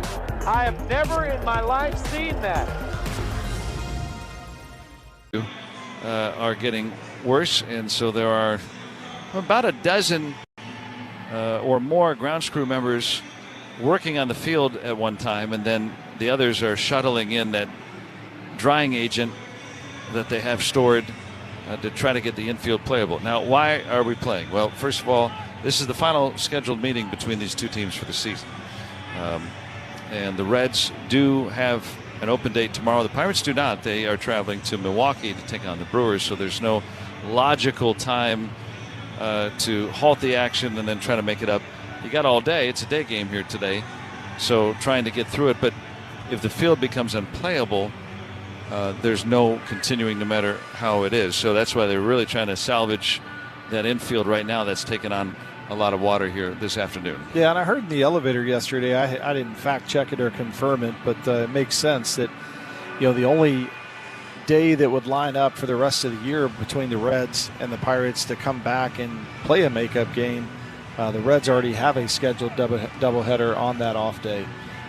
So they now don't have that off day that could line up with the Pirates. So you're right. They got to find a way to get it in. And, you know, again, I think the grounds crew and the people that have all the information from the meteorologists and those people don't expect much like heavy, consistent rain right now. So if that was the case, the tarp would be on. Donnie Kelly right now is arguing with the umpire. I believe this is Jacob Betts. And Dan Bellino, the crew chief, has come over right now. Donnie Kelly is in the face of Jacob Metz. A heated argument that has come up as the grounds crew tends to the field. I'm not really sure what this is about, and I'm not sure if Donnie has been ejected or not. But he is really heated right now. Yeah, he has been ejected, as Jacob Metz has said, heave ho. So Donnie Kelly gets ejected during the grounds crew tending to the field in the midst of an inning. That's a new one even for Donnie. Wow. I wish I had been watching. Sorry to interrupt you earlier, but I saw the manager getting tossed. I mean, until we kind of heard it from the field mic, I had no idea they were even talking to each other. I don't know what he's arguing about. Is he arguing upset like they're spending all this time and when the Reds are on defense, but they didn't give the same attention when the Pirates were on defense? And we saw Mitch Keller and Noah Murdoch both kind of struggling with getting dry baseballs. So bench coach Christopher Negron will take over for the rest of this game, as Donnie Kelly has been ejected. It's a 7-1 Reds lead. It's the top of the 4th inning. It is not an official game yet. You would have to get through 4.5 with the Reds leading to become an official game. And then if the umpires say, okay, enough's enough, it's been raining all day, the field is toast, they might call it. So you might see that in a game like this because of a one-sided score. Now, if the Pirates rally here, they've already scored once here in the 4th inning, and they make this a closer game, I don't think there'll be much appetite for the umpires to try to truncate the game, calling it off early. So this is kind of an important inning at the bat for the Pirates. Yeah, no, it really is. Regard. Yeah, just one out, runner on first base. Brian Reynolds over on first base. You got the heart of the order up. So I mean, yeah, this could turn around if the Pirates could score another 2 or 3 runs right here. It's still early, just top of the 4th inning. So, but I feel like they're trying to make this a 5-inning game today.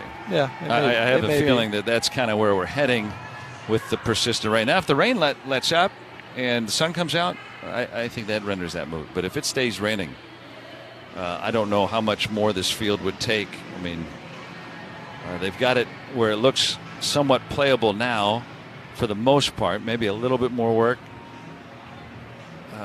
in just a couple of areas, but they're working as quickly as they can. And again, hats off to the grounds crew here in Cincinnati trying to keep this field playable. Having worked in the minor leagues and helping out Ed Atala back in Jacksonville, the groundskeepers have a tough job, and there are at the major league level, dozens of people that are working on a daily basis. It is hard and laborious work, and you're right now they're just trying to keep pace with the rain, and just as they get ahead, the rain is catching up. So very difficult to do this, but they are doing a pretty good job of keeping pace. The umpires, 3 of the umpires right now are gathered up the first baseline and conversing, and it looks like we're going to continue here in the next few moments. It's a 2-2 count on Ace Marilyn Valdez with 1 out. Reynolds is at first after his RBI single. Top of the 4th, a run in. Pirates are trailing 7-1. Not yet an official game. It is the. How can you go from a South Carolina trailblazer through a tour of the Far East to a Venezuelan's bid for perfection in the Motor City? Find out on Hall of Fame Connections.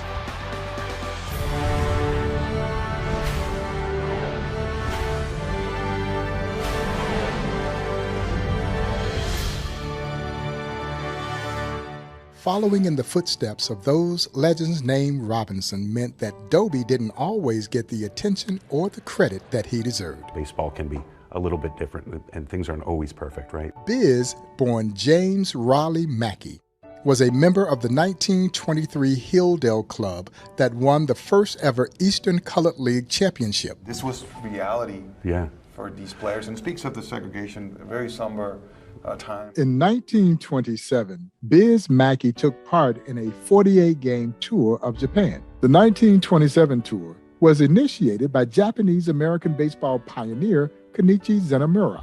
Years later, during World War II, Zenemura was forced to sell all his belongings and relocate to the Gila River incarceration camp.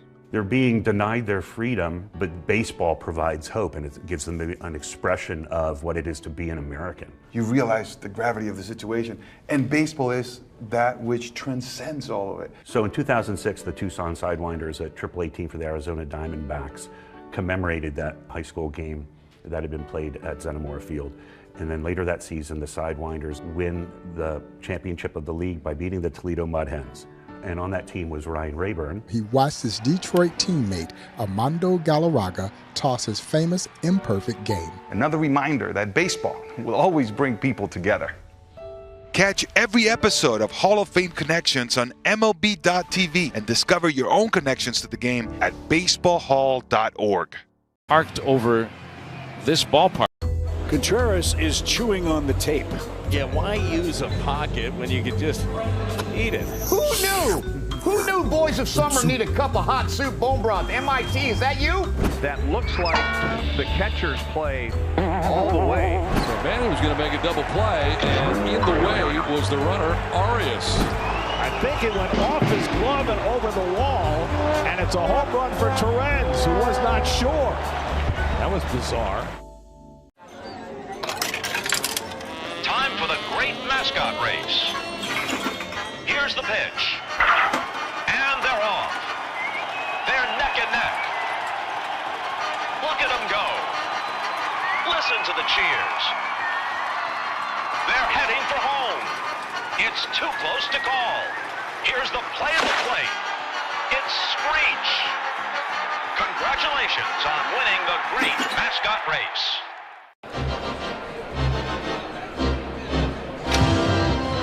Not covered, and it's just taking on more rain. I'm starting to doubt a little bit whether they can get the field playable to continue. Yeah, I think this might have been a mistake. I think they probably should have just pulled the tarp and wait and see if some of this clears out. Because it's still just it's not a heavy rain, but it is a steady rain, a little heavy drizzle. And we are not in an official rain delay. This was Dan Bellino is the crew chief here, and we've had this, light but persistent rain, and mid batter. And I agree with Dan Bellino at that point. They say, hey, can you just add a little drying agent into the field here? We're starting to see some standing water on the field. That is beyond the level that teams are comfortable with playing on at this age and stage of Major League Baseball. And so I think he was right to at least start that process. Now, can they get it playable quickly enough before the rain really turns it some more? Because obviously once they stop tending to the field, it's still raining, and they're going to have to keep tending to it with a lot of work to get it ready to play the next half inning, for instance. And we're only in the top of the fourth. It does not become an official game until the home team leads after 4.5 or through 5 complete. The home team is leading. The Reds are 7-1 here in the top of the fourth inning. And so you got to get through a good while here before it becomes an official game. It is the final scheduled meeting between these two teams. Well, they're starting to gain some ground now on the infield. Smoothing it with rakes. And it looks like that most of the field does not have that sheen to it. We're talking about the infield. Well, you think that, and then Dexter Kelly, the third base umpire, was just pointing over here in foul territory, third base side foul territory, and I looked over and it's puddled. So I know the emphasis is on fair territory, but they're going to have to dry that up along the lines like they're doing on first base now. See him over there, Joe? Look over there at third base. Christopher Negron is now the acting manager for this game, the bench coach, after Donnie Kelly was ejected earlier during this grounds crew delay, however you want to term it. He's now talking with two of the umpires to the left of the dirt circle, and probably inquiring, okay, what are we? What's the plan here? We've been sitting here for at least 15 minutes since they've stopped play, and now you're starting to think about Noah Murdoch. When's the last time he threw a pitch? I was going to ask you what time. How long have we been going? Since play has been stopped with Valdez batting, it's been at least 15 minutes. Oh, it's been longer than that. We took the IDs shortly after that. It's 3:13 now, so at least 15, maybe 20. And that's a long time to add to. Remember, Chase Burns now is in the midst of an inning. The Reds starting pitcher. Bill Murphy is the Pirates pitching coach. He's going to come out and talk. Maybe asking if someone. I don't know. I mean, it's. I don't know if I've seen it last this long before where the grounds crew is tending a field in the midst of an inning. It's not even in a half inning. It's a 2-2 count mid-batter to ace Marilyn Valdez. Let's see if the infield, it's being dragged right now, kind of that finishing touch, so to speak. And again, hats off to the Reds grounds crew. They're just being asked to do what the umpires are saying, and they pulled off what I thought might be impossible, and that's dry an infield in the midst of rain. And we'll see if it's to the satisfaction of the umpires if they call the players back out onto the field here. Looks like Dan Bellino is surveying the field. He's standing to the left of home plate. With the plate umpire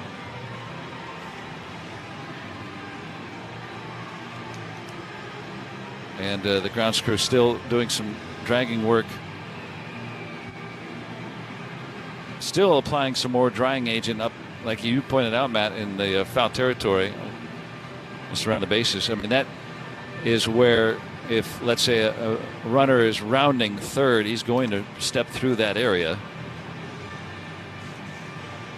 And there's some visible standing water there. Still nobody has appeared to come back onto the field. I wonder where Chase Burns has been all this time. You know, it's in the midst of an inning for him. I don't know. Maybe up in the batting cage, throwing a little bit. I just asked the guys next door what time play stopped. They said 2:56. Yeah, so we're almost at 20 minutes now. Since it was a 2-2 count on ace Marilyn Valdez. Again, play halted mid-batter.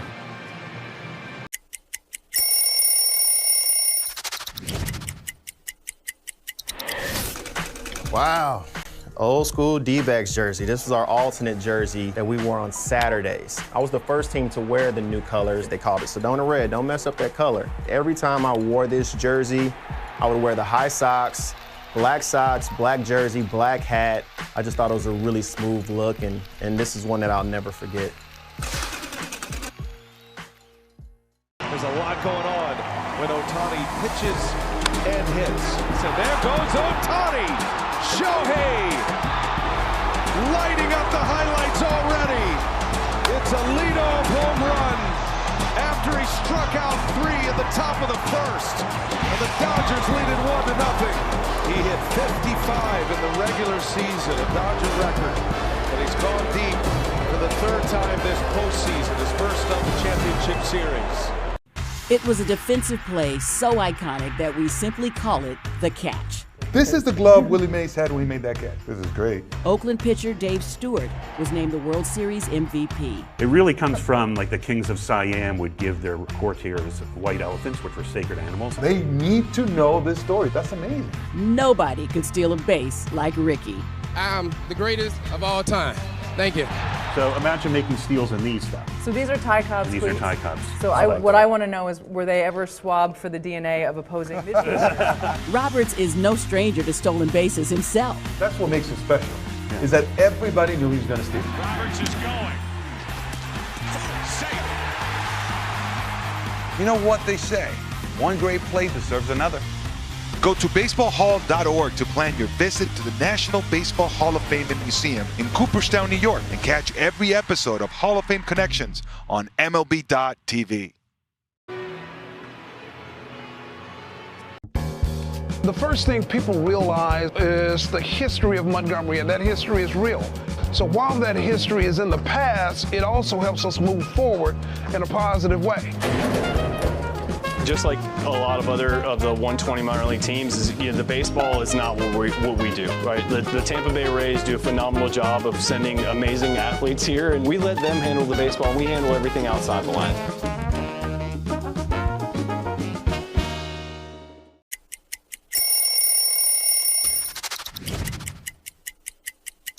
Well, this is the most famous jersey in baseball, right? The Yankee pinstripes, the interlocking NY, and the midnight navy.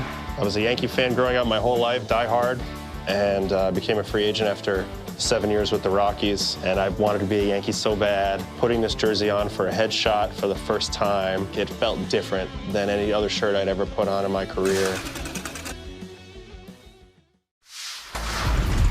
All right, Dan Bellino is asking Christopher Negron to come out.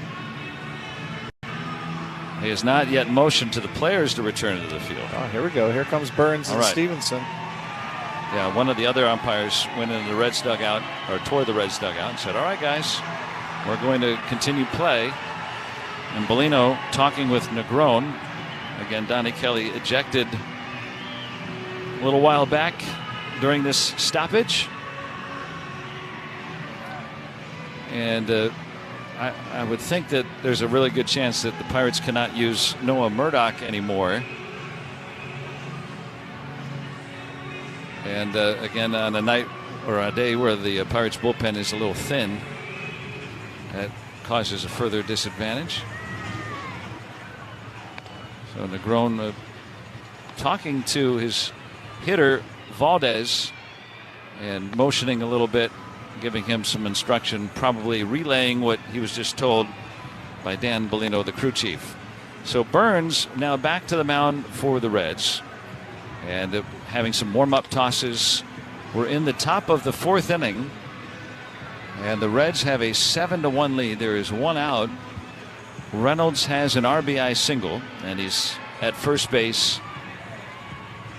And the inning, again, which was stopped because of the infield beginning to look unplayable.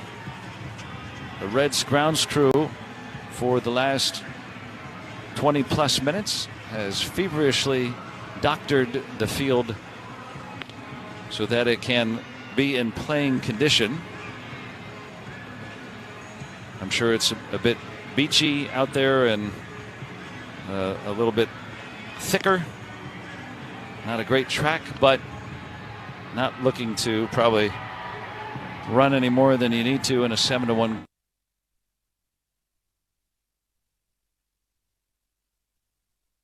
A 4-minute break for Chase Burns. You've already been talking about his velocity being down. Let's see if this is an opportunity for the Pirates here. Brian Reynolds on first base. Valdez at the plate. He does have a 2-2 count on him, but Burns having to try to fire it back up. Maybe more inclined to make a mistake here with the heart of the Pirates order up. And so Reynolds will assume first base now. He was chatting with Key Brian Hayes momentarily. Of course, a longtime teammate. And Valdez will come back to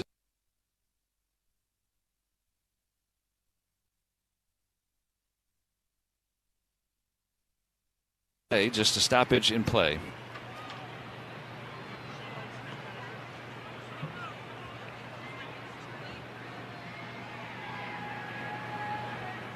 And so now we will resume here in the top of the 4th inning.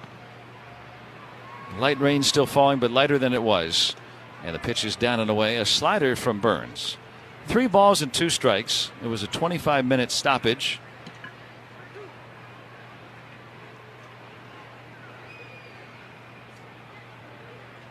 And now a 3-2 pitch. And a walk by Valdez. Well, that was worth the wait. 2 on for the Pirates, down 6. And Spencer Horwitz in his first game back from the injured list. He's coming up. He took a first pitch fastball for a strike in his first at bat. He's going to be ready for that first pitch fastball here. If he can do what we've seen him do and lose one right here, all of a sudden you got yourself a new ball game. Pitch. And it's just off the plate away, ball 1. And as you pointed out, the mound was not covered and the dirt circle wasn't covered during all this. And that's the best fastball we've seen from Burns tonight, 98 miles an hour. His 1-0 pitch and a swing and a foul back, 1-1.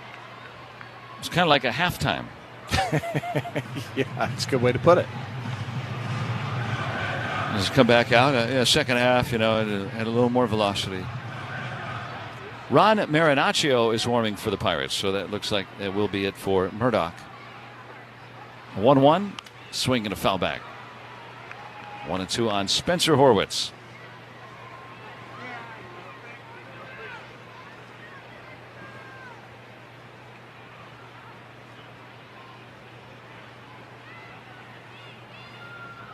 7-1 Reds, 2 on for the Pirates with 1 out. And the pitch, swing and a miss, struck him out. 98, threw it by him, 2 outs. Yeah, that kind of baffles me for him to come out after a break like that and see his fastball velocity tick up. What, 4 miles an hour? 4 or 5 miles an hour? He had thrown a fastball earlier this inning. I want to make sure I get it right. I'll check. Swinging a foul back, strike 1 to Nick Gonzalez. Thrown one at 93.6 this inning. 92.7 this inning did Chase Burns. Maybe even slower than that, but certainly as slow as 92 plus.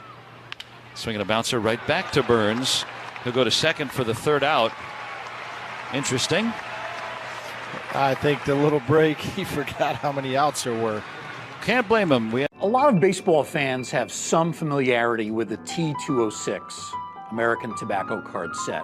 Of course, features the famous Hannes Wagner card. What we have here are 3 cards from the lesser-known T205 set, which really was a successor to T206. T206 came out in 1909. These 3 cards, as part of the T205 set, came out in 1911.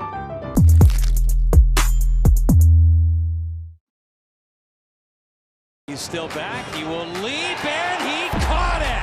Luis Lara up against the wall. Deep left center field. Punched it in Martin, but it is Byron who caught that ball.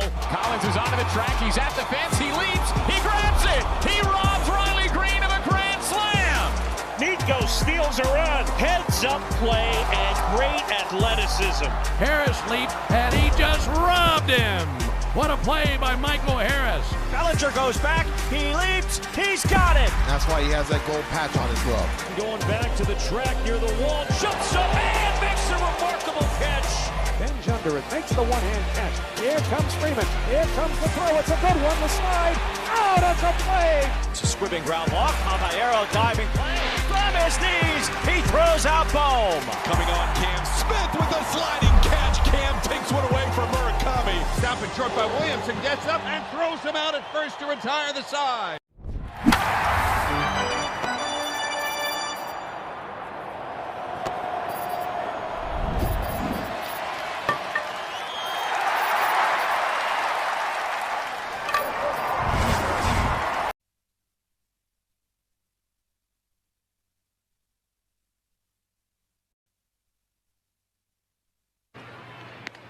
And with the long layoff, there's too much time elapsed for Noah Murdock to continue. So it will be Ron Marinaccio to work for the Bucks. First time we've seen Marinaccio in this series do a perfect 9th inning, his last appearance against the Diamondbacks. Only took him 11 pitches.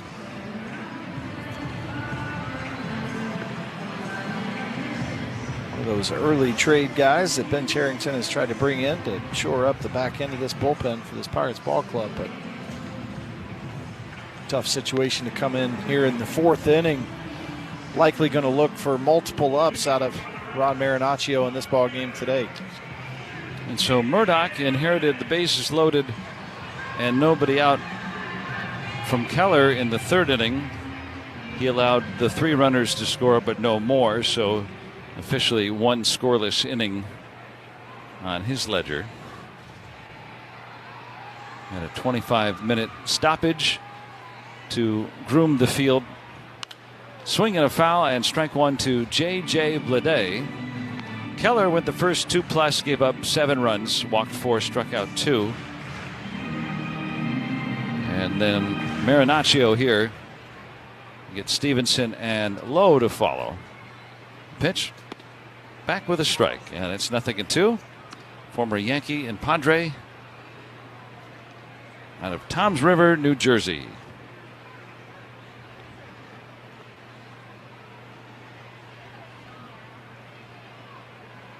And now timeout. Bleday has singled and walked and scored a run today. Reds have scored in every inning. 0-2 pitch. Outside, missing with the change of pace. 1 ball, 2 strikes. Donnie Kelly ejected during that stoppage. It was his 5th ejection this year. That's the most in baseball. 1-2. Swing and a foul. 10 for an ID on the Pirates Radio Network.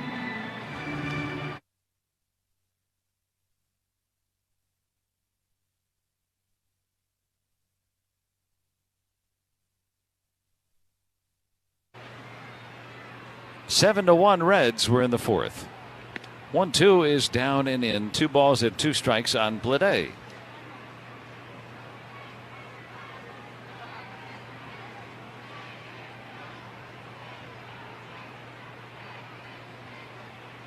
Marinaccio ready, and his pitch down and in with the changeup. 3 balls and 2 strikes.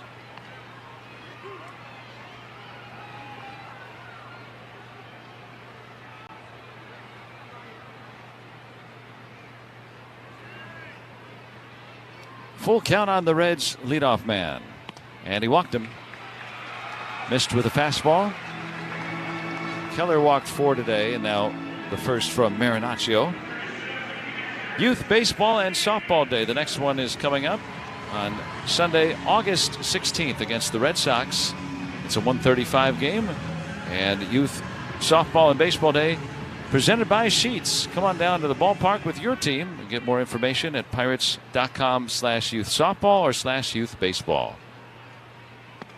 And the first one is in for a strike. Stevenson with an RBI double and struck out in a 10-pitch at bat his last time.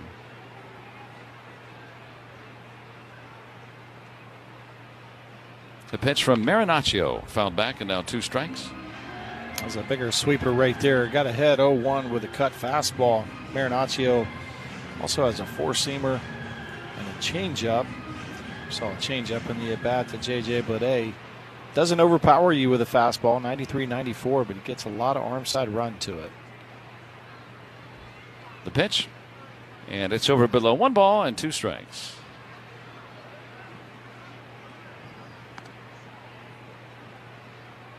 Reds got home runs from Sal Stewart and Key Brian Hayes today.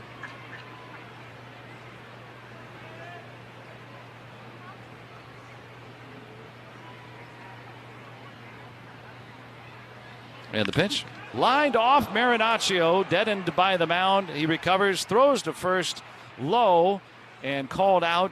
And Marinaccio, hit with that line drive, is on his feet. I think it got all glove. I'll have to wait and see the replay. Did you see it any different? I thought he kind of got the glove. I'm not good at seeing him live like that, so we'll wait to see a replay. But right now he's standing and he's getting the dirt out of his cleats. Stevenson thrown out, and Bleday to second, 1 out. Joel Harris, assistant athletic trainer, out. Talk with Marinaccio. He's probably asking where he got hit. Oh, yeah. Okay, so it ricocheted off his right quad. So Marinaccio, like a lot of right-handed pitchers, kind of falls off to the right-hand side towards first base a little bit. So it got him right on the side of the quad right there on a glancing blow, and then it actually ends up in his glove for a second. But as he rotates, ball pops out of the glove and lands behind the mound. We're glad he's okay. You know, just joining a new team, wants to impress. So low, and a swing and a miss, strike 1. He has singled and doubled today, scored a run, driven in a run. Reds lead 7-1. We're in the bottom of the 4th.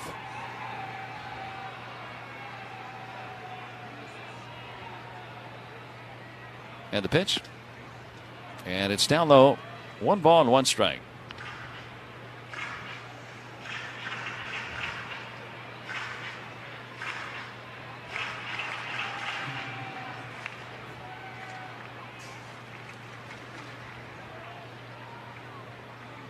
And the pitch, driven into left center. This will be extra bases and more.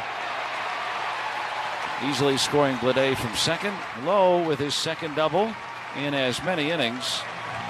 And the Reds have scored in every inning today. It's now 8-1 Cincinnati. We're in the 4th inning. Just 4-seam fastball out over. Lowe does a nice job going with the pitch. It was outer third of the plate. And, hit it pretty well out to left center field right there. Like you said, Joe, Blade scores easy being from second base. The leadoff walks always seem to come back and bite you.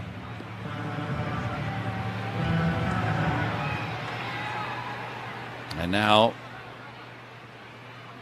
Dane Myers, who walked and scored his last time up, he takes a strike. 8-1 Reds here in the fourth. Reds are poised to win 3 out of 4 in this series after the Pirates went 2-4 on the homestand. Trade deadline tomorrow. The pitch inside, 1 ball, 1 strike. Pirates Insider Show with Jason Mackey. Hope you had us tuned in for that. Pirates General Manager Ben Cherington kind enough to join Jason on the eve of the deadline. And it's inside. I don't know if telephones can get hot, but I'm sure they're hot right now throughout I bet they are. 30 cities.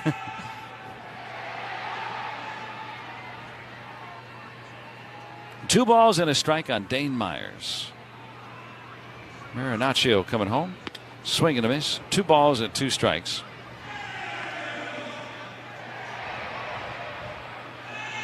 Pirates traded for Marinaccio earlier in July.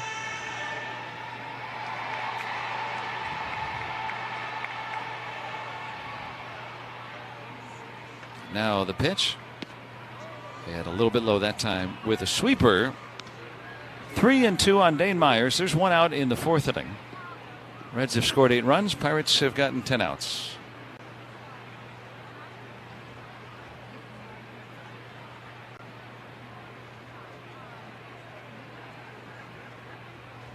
Pitch is swung on, hit to third, past Nick Gonzalez. Tried to backhand it, got past him into left field. Lowe can score, and trading places, it's Dane Myers. He'll be awarded a double. It's 9-1. Nothing going right for the Bucks today. No, it's really not. And it's from the pitching side, it's just location. This is a sweeper, hanging sweeper. It's, fortunately, Dane Myers didn't get underneath, but he certainly hit this plenty hard enough and was able to sneak it past Nick Gonzalez at third base. And that's been the thing. I mean, the walks and free passes, talk about command. You also got a command in the strike zone as well, and the Pirates just haven't done a nice job of that today. First pitch, a late swing and a miss, strike 1 on a fastball in the zone.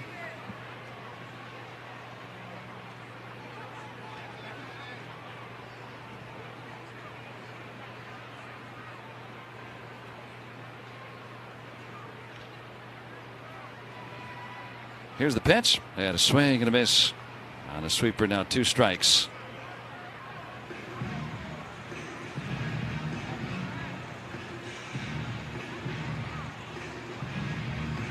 Reds up 9-1. They've scored in every inning today.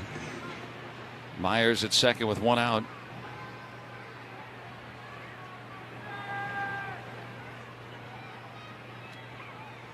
Marinaccio coming home. Swing and a miss. Struck him out. Cutter above the zone. That's the 2nd out of this 4th inning. For the Pittsburgh Brewing Company key account of the game, stop into Applebee's all season long for $4 22-ounce IC Light drafts.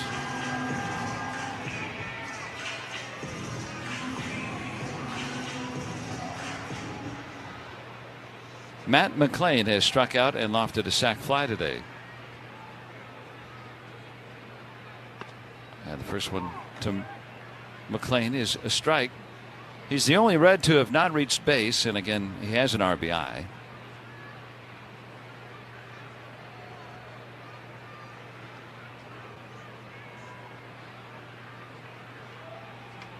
And pitch back with a strike. And now 0-2.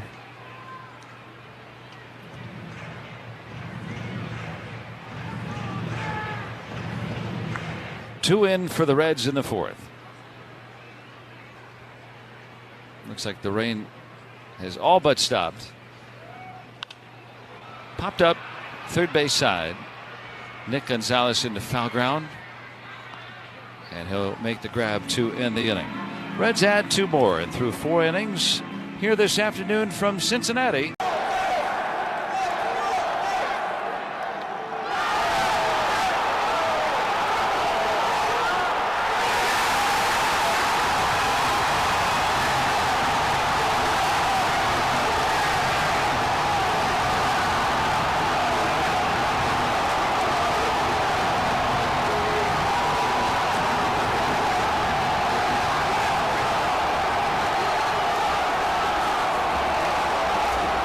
The MLB app.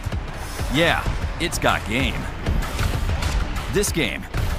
These games. All the games. Pre-game, post-game, and everything in between. This is baseball your way. With real-time stats, scores, breaking news, and custom content that hits every time. Because you choose the teams and pick the players you want to follow. So when they catch it on the field, you catch it on the app. You know, sitting beside Mike in the clubhouse, he's a huge card guy. Just watching him go through boxes and boxes of cards, I kind of got a little bit of the edge. You rip a pack and you just kind of get what you get and see what you see. Yeah, so see what we got. Jose Ramirez. Ready Peralta. Look at this one here, Joe. This is... Oh yeah, keep that off to the side right there. I mean, you got to rock, paper, scissors. Really gets him. 1 of 25, Andrew McCutchen. This is absolutely beautiful. That is fantastic.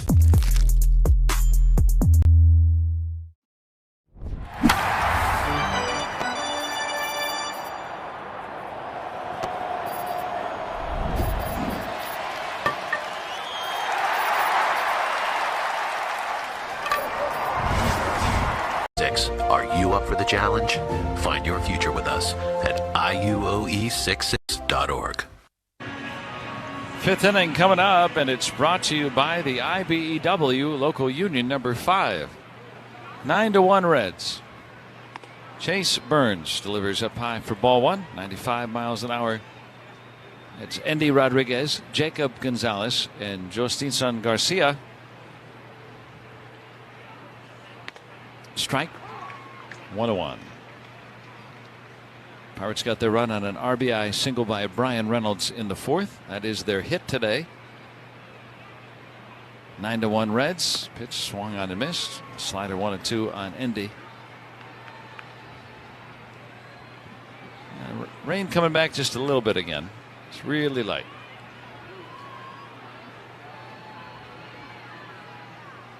Here's the pitch. Swinging a ground ball to first. Stewart will meander over to the bag and touch it ahead of Endy Rodriguez. 1 out. Well, the ultimate goal of a baseball fan, seeing it all. The MLB Journey to 30 sweepstakes, presented by T-Mobile, is the ultimate bucket list item. You can enter for your chance to win trips to all 30 ballparks. Go to MLB.com/journey to 30 sweeps. Jacob Gonzalez flat out his only time. Swinging a foul tip, strike 1 on an inside fastball from Chase Burns. We had a 25-minute stoppage for the infield to be worked on. Here's the pitch. And it's outside 1-1 on a slider that stays away from the lefty batter. And the grounds crew did a terrific job of getting it playable while it was raining. No easy task. The pitch, check swinging a ball in. And he went 1 ball, 2 strikes. Pirates manager Donnie Kelly was ejected during that stoppage, arguing with plate umpire Jacob Metz. Here's the pitch. Fouled away.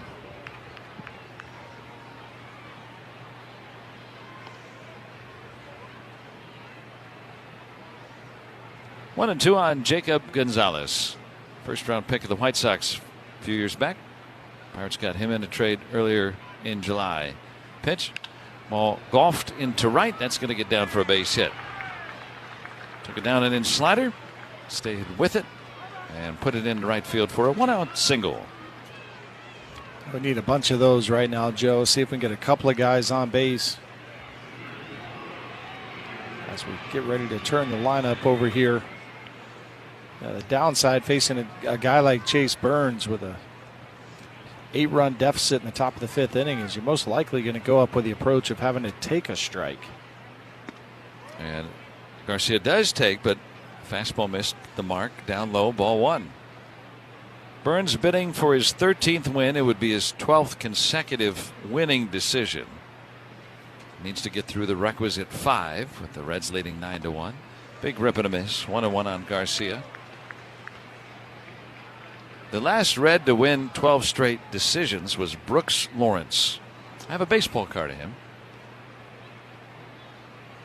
Pitch, swinging a foul back, so I knew the name. And that's about all I know because he pitched in 1956. I was going to ask the years.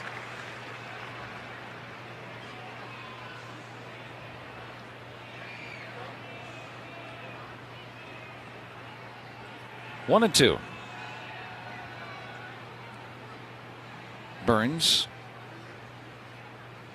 delivers high to Garcia. 2-2.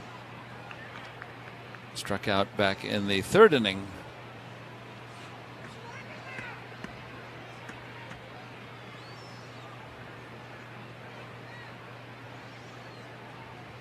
Here's the pitch. Swing and a miss. Struck him out on a slider.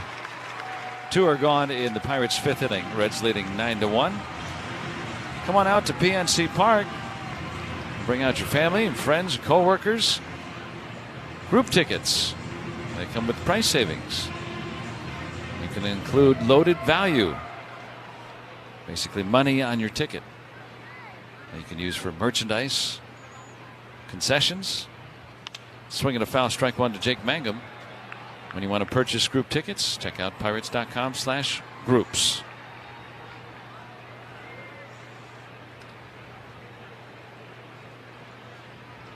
Nine to 1 Reds. Jacob Gonzalez at first, 2 outs in the 5th. Burns delivers. Fastball strike. And Mangum wanted to challenge it, but the Pirates are out of challenges. They were unsuccessful in their 2 attempts today. He would have won the challenge.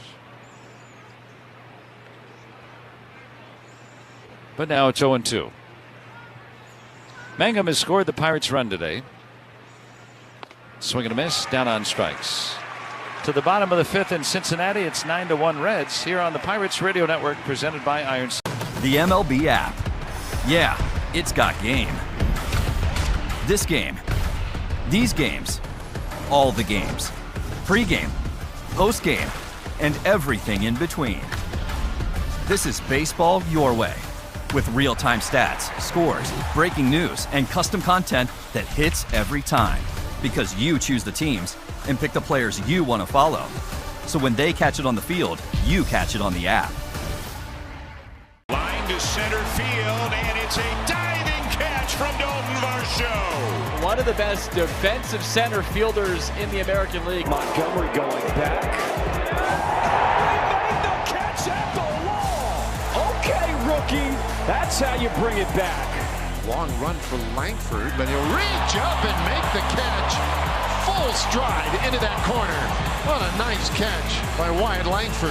Out toward Valdez, and the Magician! The diving play by Esmerlin Valdez. The Magician doing it all today. Here comes a charging, diving in, catching is Cody Clemens. No matter where that dude is played, infield, outfield, makes another good play. Down the left field line, and it might be trouble. And what a sliding play by Soderstrom. Wow, so Tyler Soderstrom, a nice sliding catch. Harris to first, and Alonso is there. He dives into the bag to beat him. Another polar bear plunge over at first base.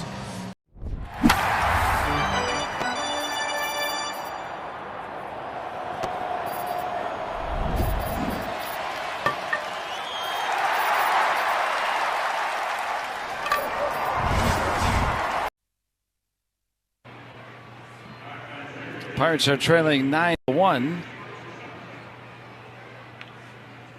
And the Reds will bat in the last of the 5th against Ron Marinaccio, Pirates' 3rd pitcher today. Mitch Keller with the first 2+, allowed 7. Murdoch allowed the 3 inherited runners to score, but none charged to him in his inning. Hit by pitch. Key Brian Hayes struck with a cut fastball, leading off the Reds' 5th inning.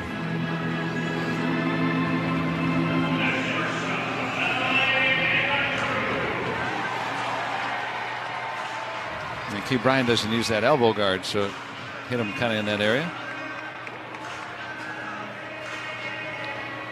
So he's on for Ellie De La Cruz, who drove in 2 with a single his last time up. The pitch. Breaking ball strike. That's the sweeper from Marinaccio.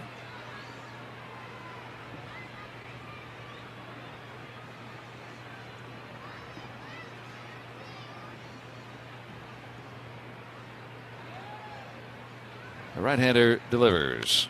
Looped foul.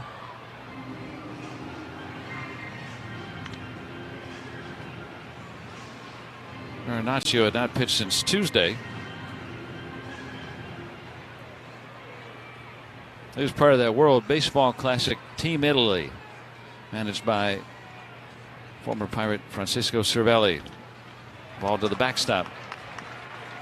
And that will Hayes to get to second on a wild pitch. Decided to go with a changeup after a couple of breaking balls. Definitely wanted to get that down below the strike zone, but that one bounced quite a bit in front of home plate. And again, with this soft turfus, not going to get the hop that the fielders and Andy Rodriguez would expect, just underneath the glove. 1-2 in tight. And now 2-2 on Ellie De La Cruz.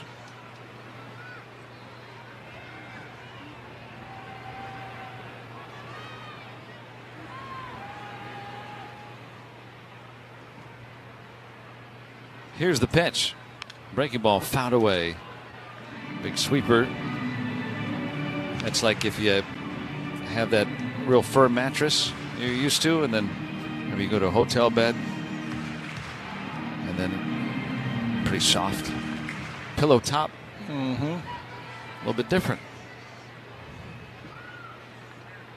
Well, a lot of that drying stuff put on the field here today. Swinging a pop-up foul ground near the Reds dugout, and it'll bang off the top of it. Reds fan pulling it in. Got a Pete Rose jersey. Saw a Chris Sabo jersey earlier today. Chris Sabo was one of my favorites.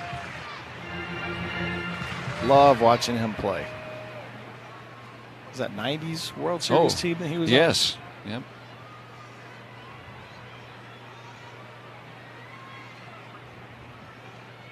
Two and two on Ellie De La Cruz. Ball looped to short, right where Jacob Gonzalez was standing. Playing up the middle. One out. Sal Stewart is coming to bat. Now you see a lot of plastic covering whatever they were wearing. With the persistent rain today, the rain poncho is popular garb. Presumably sold here because almost everybody wearing a piece of plastic that has the Reds logo on it.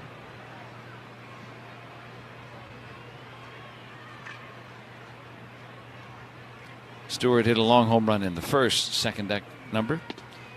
That's down low, ball one. That was his 24th. Now has 85 RBIs. He's on pace to have the most runs batted in by a Red since Dave Parker's first year with Cincinnati, more than 40 years ago. Swinging a foul back, 1 ball and 1 strike. And Stewart is a rookie.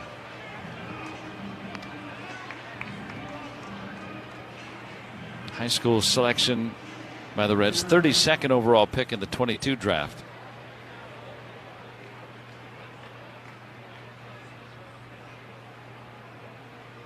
There's a 1-1. Swing and a miss. 1 ball, 2 strikes.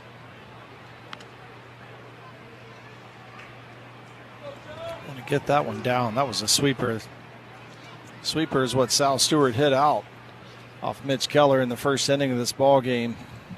That one looked like it backed up a little bit, but stayed elevated. Fortunately, got Sal Stewart to swing through it. But Marinaccio is going to go back with it. Want to get it down. 9-1 Reds. The pitch. Strike 3 call. Stewart caught looking for the second out. J.J. Bleday is coming up.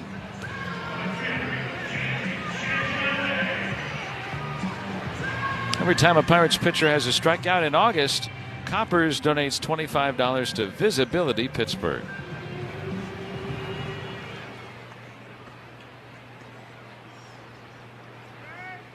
Bleday has reached base all 3 times. Pitch is swung on and popped up. Sun's starting to come out towards second base, and there's Brandon Lau. He'll retire it to end the 5th. And so through 5 from sunny Cincinnati. It's The Cubs are on fire and have turned 1060 West Addison Street, aka Wrigley Field, into the hottest address in baseball. This week, the Cubbies flew the W for the 15th straight time, their longest home winning streak since 08. And they're winning in dramatic fashion. Dansby's going to score. The Cubs are going to walk off the red. 4 ball game. 3 straight walk-off wins in the series against Cincinnati. At the center of it all is Nico Horner, flat out playing like the best second baseman in baseball. Shota Imanaga has been one of the game's best on the hill with a sub-2.5 ERA. With PCA doing PCA things in the field and a solid bullpen, this Cubs team looks built for the long haul. The NL Central has been baseball's toughest division. Will the Cubbies' home field advantage be the difference in the chase for the division crown? Homered in the first, his 3rd leadoff home run of the postseason. Oh my goodness! Shohei Ohtani! Wow! Up and over the roof! A majestic blast! Ohtani drops jaws everywhere! And it's 4-0 Dodgers! 117 off the bat, 469 feet. He is the first Dodger to ever have 2 multi-home run games in the same postseason.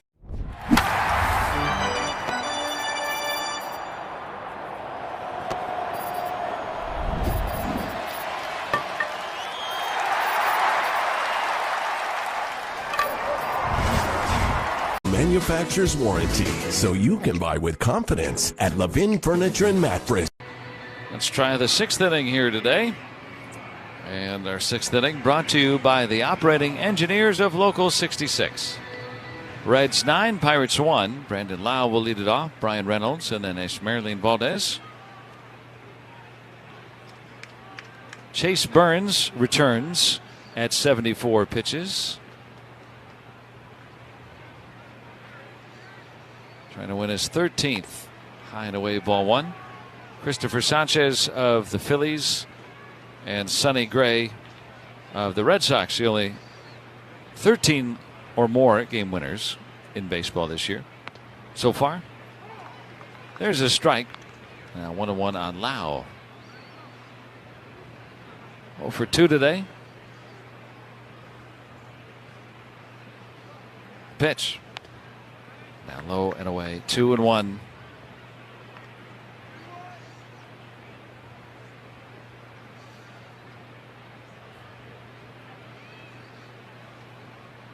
Here's the pitch coming. And a swing and a miss now, 2-2. Burns was born in Italy and is already the 2nd winningest Italian-born pitcher in baseball history.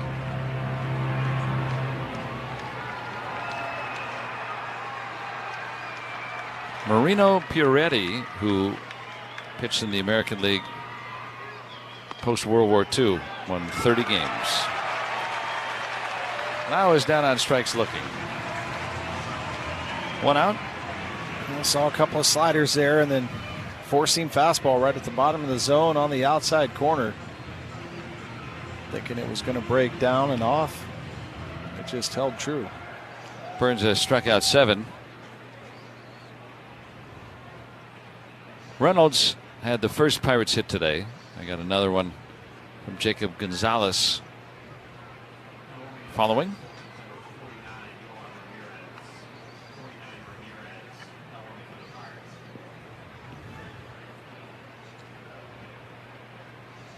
Johan Ramirez is said to be warming in the Pirates bullpen.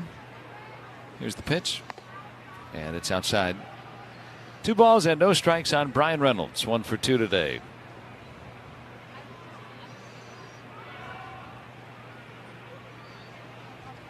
Hazy sun overhead. The pitch. High and away strike. 2-1. Pirates do not have challenges. Remember a couple of hours ago we were talking about the velocity of Chase Burns and where was that?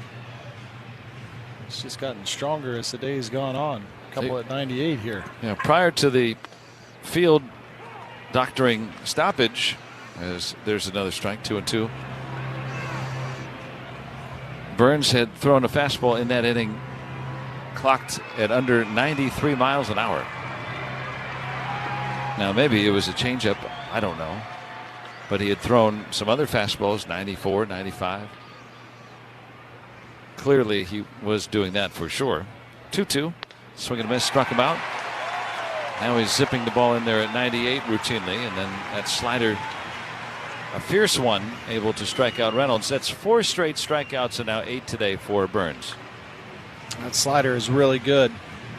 You look at on paper and you think about the fastball velocity, but you look at the metrics and everything, the breaking ball value is through the roof. That's down low for ball 1.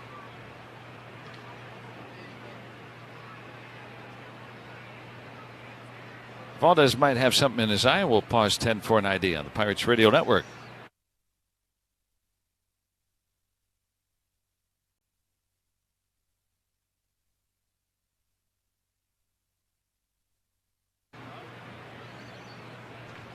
Valdez still trying to get some out of his eye, it appears. I'll give a credit to the Reds grounds crew here. The sun's starting to come out now.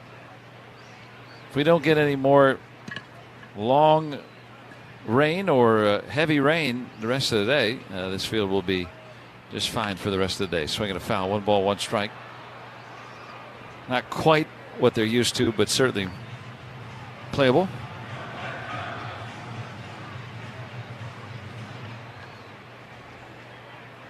The pitch. Back with a strike, 1-2.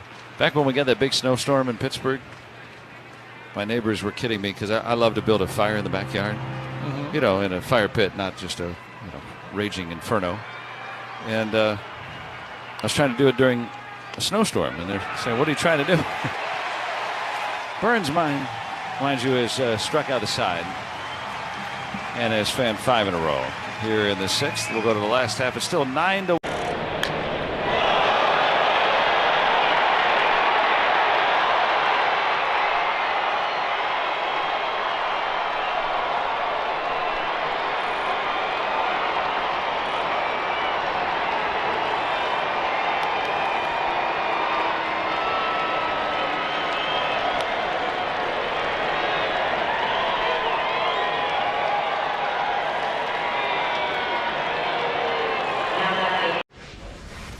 Here it comes.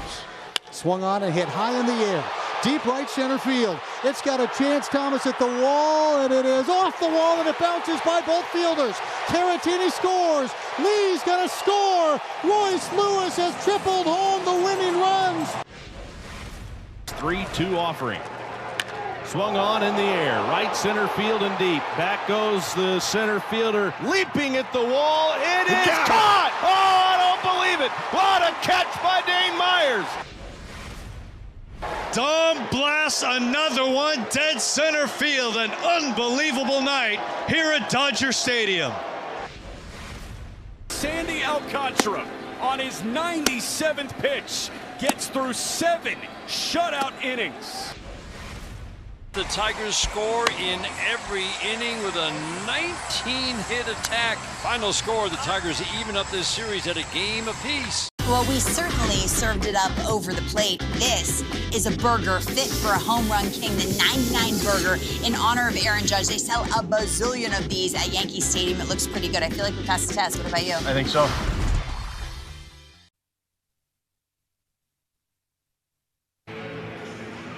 Cincinnati will come to bat in the home half of the 6th inning, and the Reds own a 9-1 lead. Coming on to pitch for the Pirates, it is Yohan Ramirez. Yohan coming out of the bullpen today. Not your starting pitcher like he was on Thursday when he threw really well in his start, first career start in the big leagues. Had a nice 2 scoreless innings of work, struck out 4. He pitched 2 innings in that start. It was a bullpen game, high and in, ball 1. This has turned into one with Keller going 2+ today. Murdoch, Marinaccio, and now Ramirez. And it's pretty crazy to throw in 208 games and then make a start.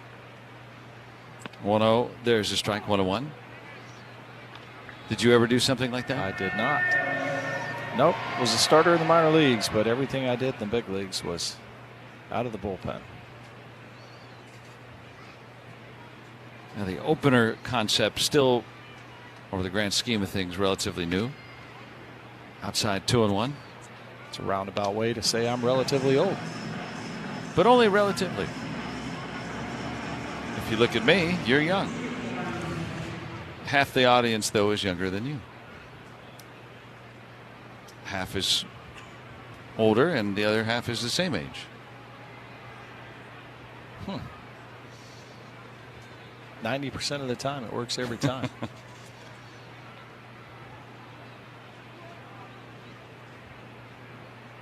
Baseball's just math. Now a 2-1 from Johan. Tumbles one a little low. 3 balls and a strike on Tyler Stevenson. Now we need Johan to throw up some zeros here, Joe, because There you you go. know it ain't over till it's over.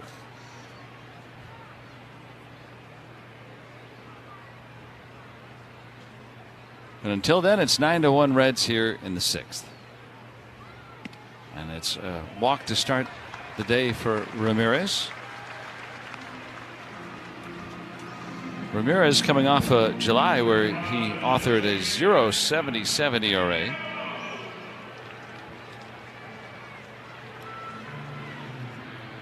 But that is the 6th walk issued by Pirates pitching today.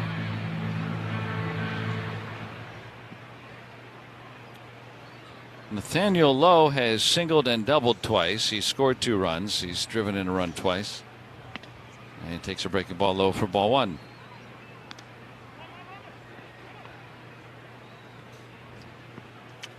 He has more hits than the Pirates. Just 2 safeties today for the Bucks.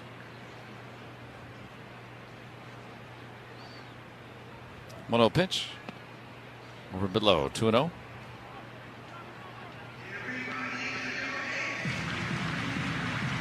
Pirates open a 4-game series in Milwaukee tomorrow. Hoping to have the bullpen better rested. Just 13 innings in the 4-game series from the starters. Pitch. Inside. 3-0. Ashcraft went 5 yesterday, and there was a nearly 2-hour rain delay. Reasoning for that. Pirates on Monday chose to start Ramirez in a bullpen game. 3-0 and another walk. Ineffectiveness for Skeens and Keller in the other starts. And here's Dane Myers with 2 on via the walk, nobody out. That's been the Achilles heel in this series for the Pirates. Bunch of walks the other 2 games that the Pirates started this series with that they lost both of, and this ball game no different here. 4 walks from Keller.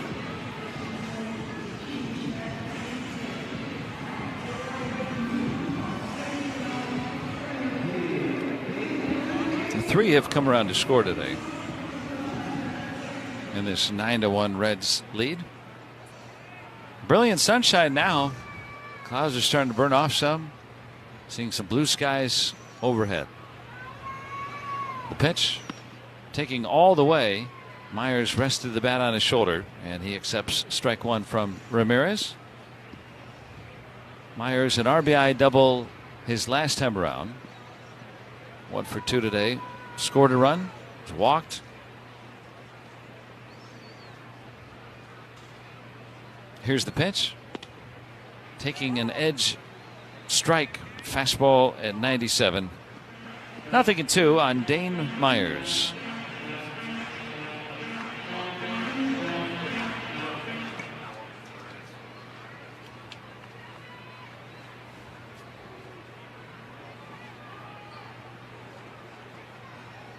The pitch.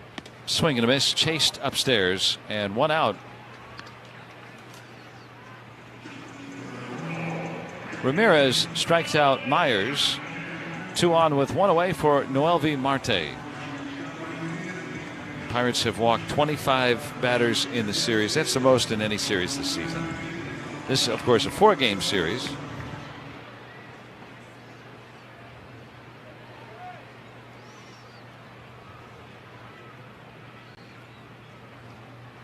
Here's the pitch. Nice sinker at the knees for a strike. I'll tell you what, Johan's stuff, when he's in the strike zone, he's nasty. Two-seam fastball's got incredible movement on it. The big breaking ball's got incredible movement on it. But doesn't do you much good if the hitter doesn't think he can get it in the zone. Now that's why he bounced around all those years. Pitches outside 1-1, but with the Pirates in this second stint, remember he pitched for the Pirates earlier this decade too. But in this stint with the Pirates, much more around or in the strike zone. Walks are still on the higher side. Of course, he hits a lot of batters. But because he's so tough to hit, he can still be effective. Pitch. Hooked it outside. 2-1 on Noelvi Marte.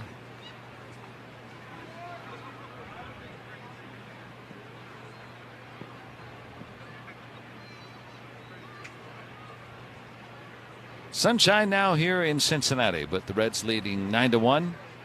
Batting here in the 6th. Stevenson, the lead runner at second. Low at first. Swing and a miss. Chased it down and away sweeper. It's 2 balls and 2 strikes on Marte.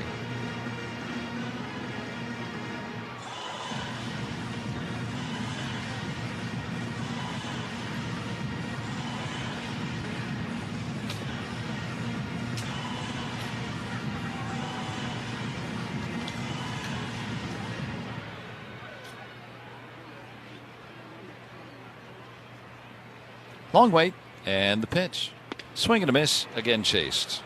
Thematic this series for Marte. Busts his bat. 2 outs. No balls in play this inning. Oh, that's an example right there. That sweeper nowhere near the strike zone, but because he had been in the strike zone a couple of pitches, Marte's got to honor it. And, you know, Johan's got a good-looking fastball, velocity-wise, 96, 97. So if he can throw that sweeper that starts like it's in the zone and breaks out, he'll get some chase like that. Now Matt McLean takes outside for ball 1. The only Red who has not walked or homered today. Has driven in a run with a sac fly. That came back in the 3rd. 0 for 2 though. 9-1 Reds here in the 6th.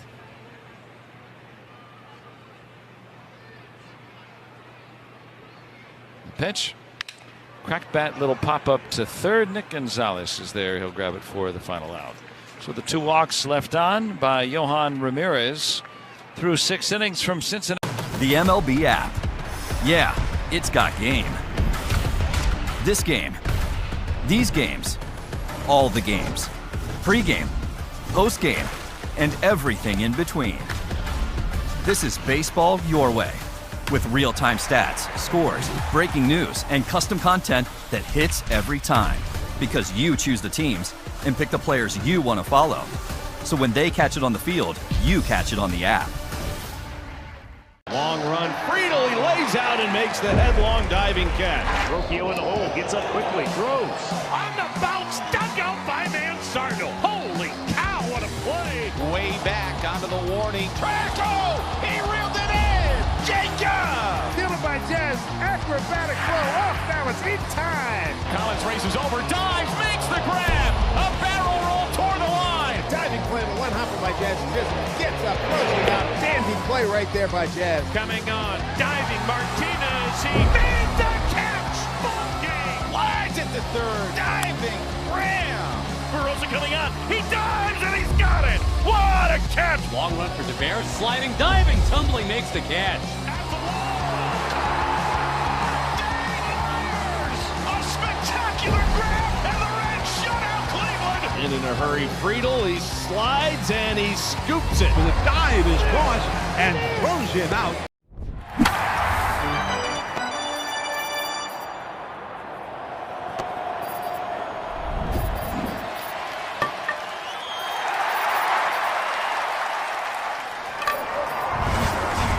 Wherever, however, at IKEA.us. IKEA, dream the possibilities.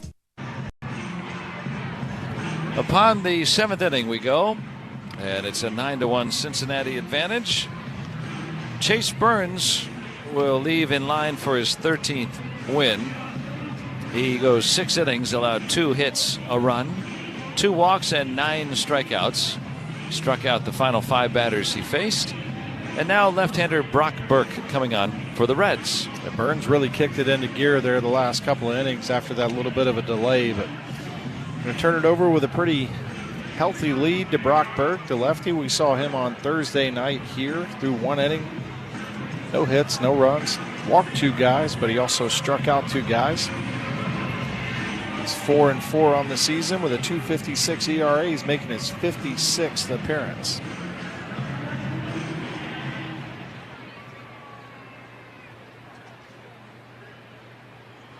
Horwitz has struck out swinging and looking today. Takes outside for ball 1. Then it's Nick Gonzalez and Andy Rodriguez.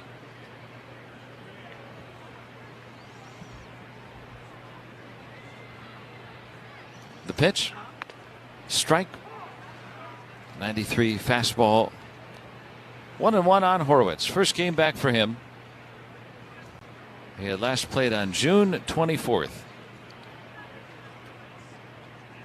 And a 1-1. Down low and away. 2 balls and a strike. Left hamstring strain. And then as he was making his way back on a rehabilitation assignment, had suffered a concussion.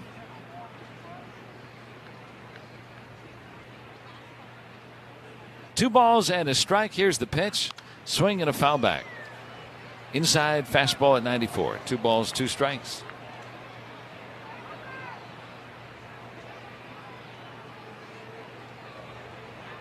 Good to have his bat back in the lineup. Since the All-Star break last year in 2025, Horwitz has the 6th highest OPS in the National League.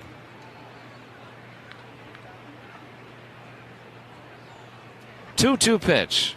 Swinging a bouncer, foul up first.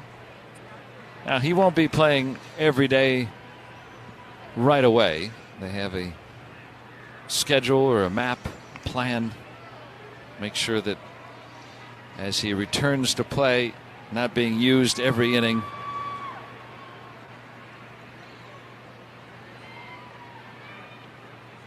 Two. Swing, fly ball, right field. Marte shy of the warning track. Makes the catch, 1 out. Marte flies to right. And now it is Nick Gonzalez.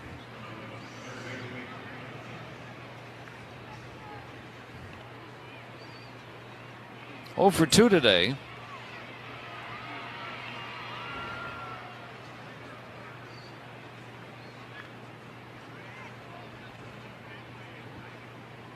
And the pitch. There's a strike. Need Nick to get another streak going. Hits have been plenty for him this year. Pitch. Outside, missing with a change of pace. 1 ball, 1 strike. He's just so good at using all parts of the field. Taking what the pitcher gives him. He's not afraid to turn on something on the inner third. Shoot something to the right field. If it's out over. Burke delivers. It's fouled away to the right side. 1-2.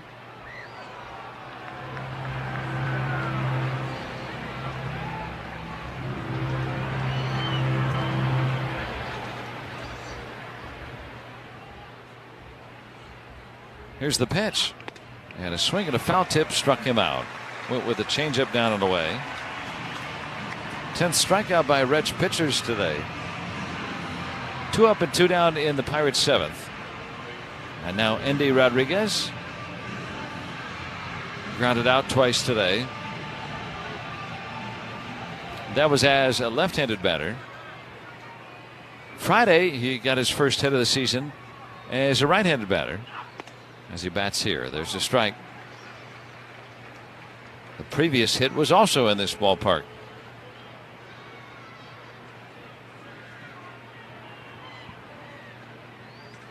Here's the offer. Bounced up third, and it'll be a foul ball. 2 strikes on Andy Rodriguez.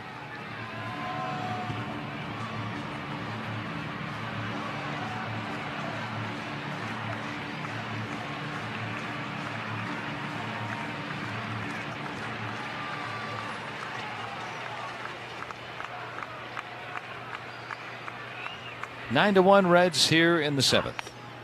Fastball rides up. 1 ball and 2 strikes.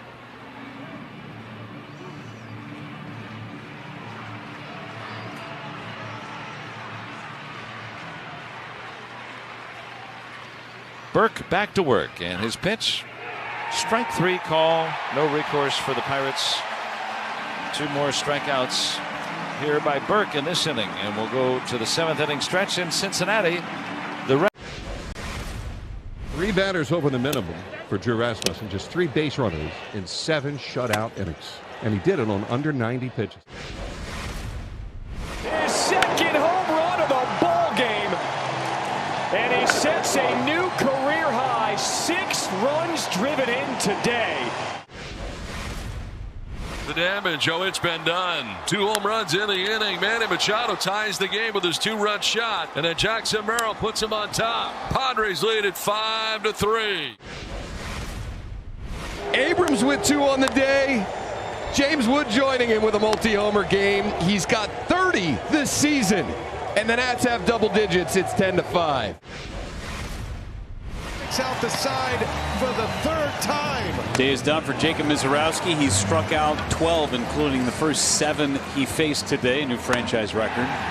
Through 66 pitches, over 100 miles an hour today. All your favorite games from MLB Play are back. Bigger, bolder, and better than ever. Test your skills with daily puzzles like MLB Pickle, the ultimate mystery player challenge, and Immaculate Grid, where stats and strategy collide. Then in Spinball, build your roster, take on your friends, and compete for the weekly prize. Or be the first to beat the streak and hit your way to the $5.6 million jackpot. Plus, the all-new Daily Walk-Off. Lock in your players by category for the walk-off win. The game's official home for games is MLB Play. Only on the MLB app and MLB.com.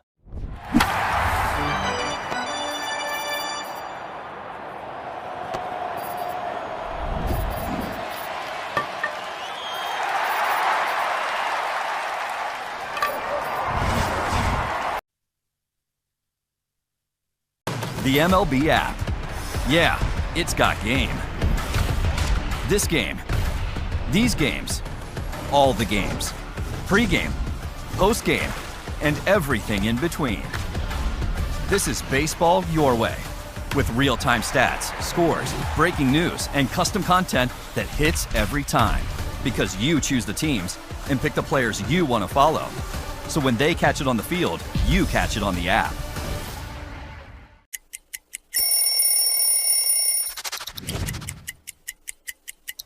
You know what happened in 2014. A World Series win for the San Francisco Giants. Look at how clean that is. The gold, I don't know if you guys know what the gold means, but the gold means you are the World Series champions from the year before. But it's the honor of a lifetime, getting to win back-to-back World Series championships with 2 different teams. The Tigers, who trade Tarek Skubal away, and now have a 2-0 lead in Sacramento, just underway in the 1st. Twins nothing, Mariners nothing. That's in the bottom of the 1st inning in Seattle. Giants and Padres are scoreless in the bottom of the 1st in San Diego. The Braves have beaten the Nationals 4-2. Cardinals win. They have a 5-1 victory today at the Blue Jays. The Marlins with a 2-0 win over the Mets. Again, one of the teams that the Pirates seeking to overcome. And the Red Sox are at the Dodgers later on tonight. Jared Triolo will come in the game to play 3rd base. Nick Gonzalez will swing over to 2nd base. So that will take Brandon Lau out of the game with the score 9-1 Reds.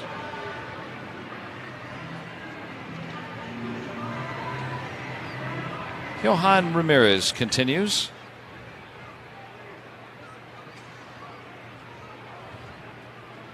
Offered a scoreless 6th inning. He'll face Ke'Bryan Hayes, who hit a 429-foot home run his first time up today. Swing and a foul back, strike one. That was off Mitch Keller, who started and gave up 7 in 2+ innings. Kind of surprised that Triolo's the only change that's been made here. 9-1 in the bottom of the 7th inning with a wet surface. Like thinking about Spencer Horwitz just coming off a IL with a strained hamstring.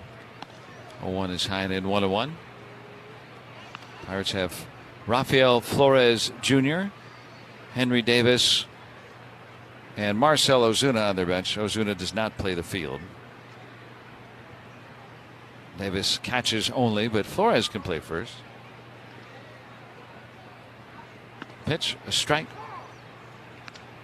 Triolo could play first. Jacob Gonzalez could play first.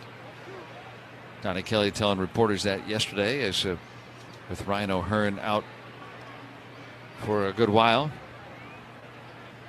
They'll spell Horwitz over there. Pitch to Hayes, breaking ball inside. 2-2 on Ke'Bryan.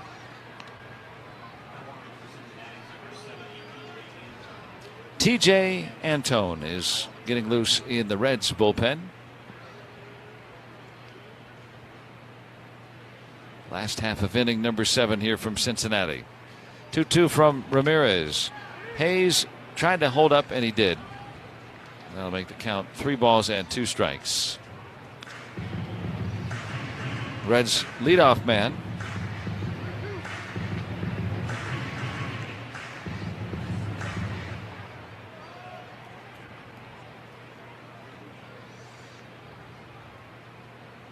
And the pitch.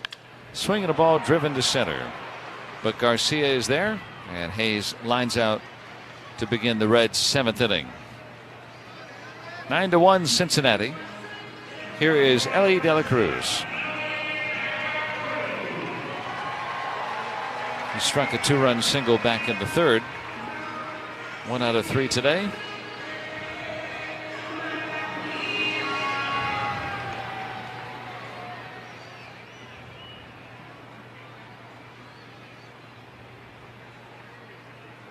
The pitch. Strike.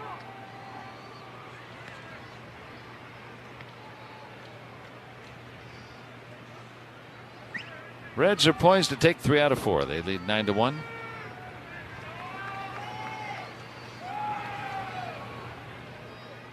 Pirates with 2 hits today.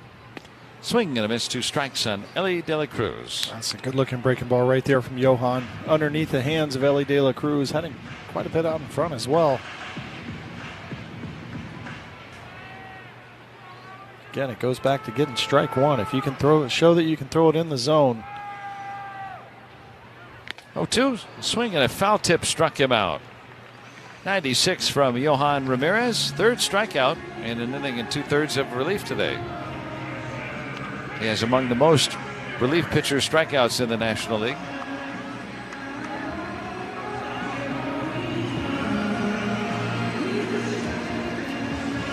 Two gone for Sal Stewart. 1 out of 4. Hit a second deck home run in the 1st inning. The pitch. Strike. Sinker ending up on the inner edge.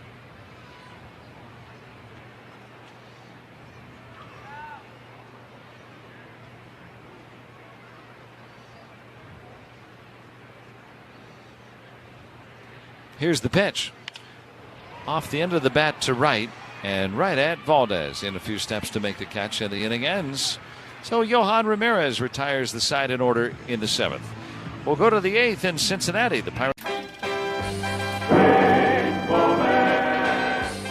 I am still in shock.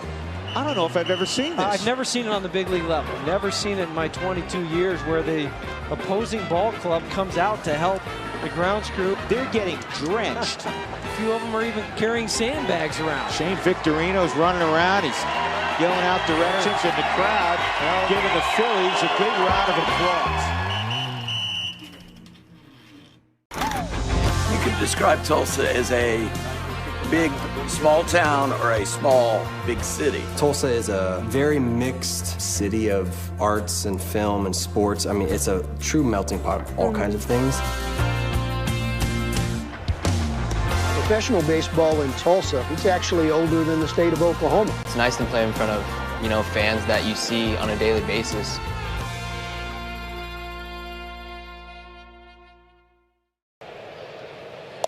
And a call, strike 3. Change up right down the chute. Watch his bite on this ball. Whee! Right at the bottom of the zone. Swing and a miss. 4 strikeouts for Sanchez. Well, that changeup rears its ugly head again, this time to Haggerty, and see how far out in front he was of that one. Swing and a miss. 7 strikeouts for Sanchez. He's mixed it in all his pitches. And he picked up another K.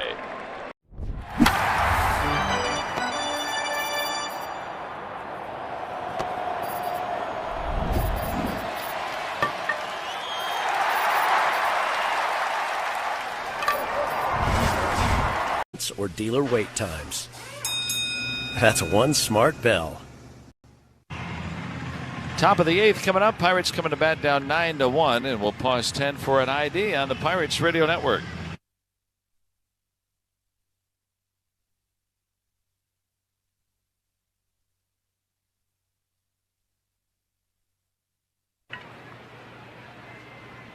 Jacob Gonzalez will lead things off. The first one over below. Ball 1 from TJ Antone. We saw TJ on Thursday night here. He threw 1 inning, gave up 1 hit, struck out a guy. Nobody scored. Thrown in 34 games this year. Ball hit on a line to left toward the corner. This will bang off the wall out there. Rebound collected by Blade. That's a double for Jacob Gonzalez. He has 2 of the 3 Pirates hits today. And nice job going the other direction. 94-mile-an-hour fastball out over the plate. Shoots it down the left field line. Not quite down the line. Probably, what, 15, 20 feet? I'd say it's still down the line. I like how you said that, yeah. Now, if that was in the infield, not so much. I wouldn't really call that down the line, but here is Jostinson Garcia, and a strike to him. Struck out both times today. The Pirates at 56 and 56. Game 112 was yesterday. Pirates got back to 500. Hit foul, now 2 strikes. So 50 games to go after last night, including today. That's the latest that they've been 500 or better this decade. They were also 56 and 56 in 2024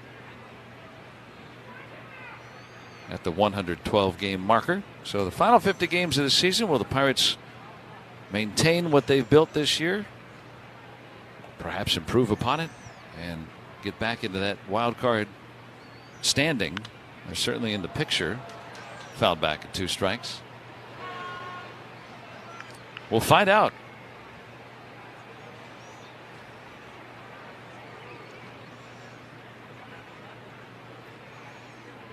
Garcia down 2 strikes.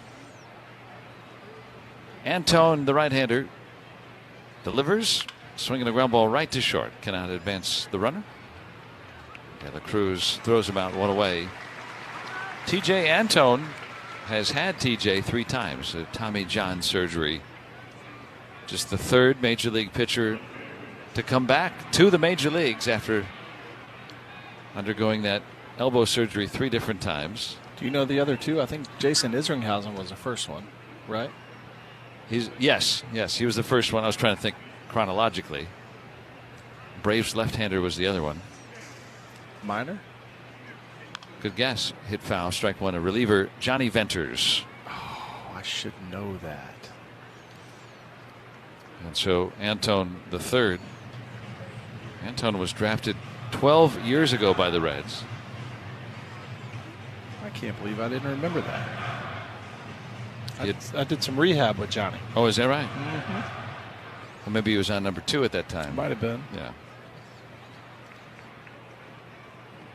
Hey, I saw him. Oh, go ahead. I was going to say I saw him this winter, though. Johnny Venters? Yeah. Still lives a little north of Atlanta. Can't imagine the perseverance it takes to come back from one of those surgeries. Ball looping foul. And now 2 strikes on Mangum here with 1 out. 9-1 Reds in the 8th. To do it a third time and then yeah, it's really questioning whether you can ever make it back or not. It's a grind for sure.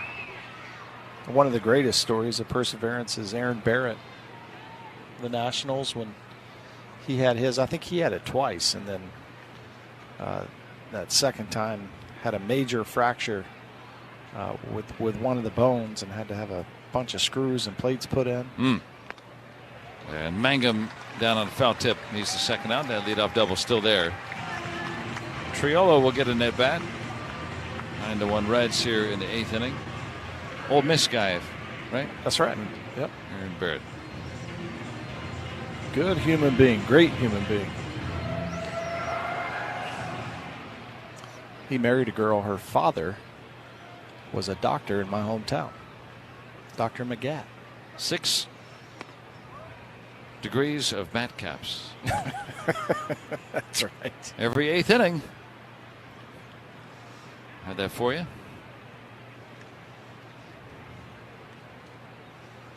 I think you'd cover a lot of the world that way.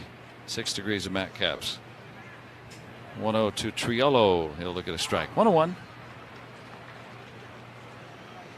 If I'm ever out with you, a hotel, riding in the elevator, always say hello to somebody. See if you have something in common with them. I like people. Yeah. Down low and away. 2-1.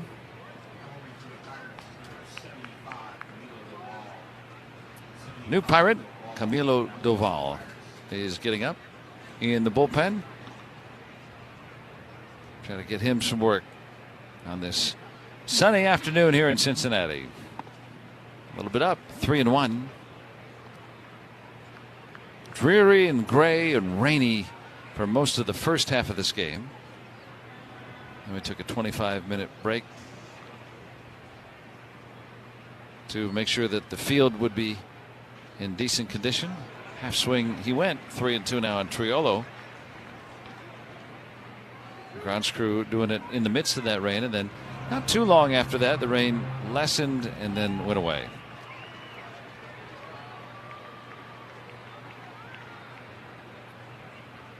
Full count, the pitch. Triolo fouls it away. Inside sweeper. Jacob Gonzalez doubled to start the inning. He's still at second. He went to go smooth down a little bit of the track.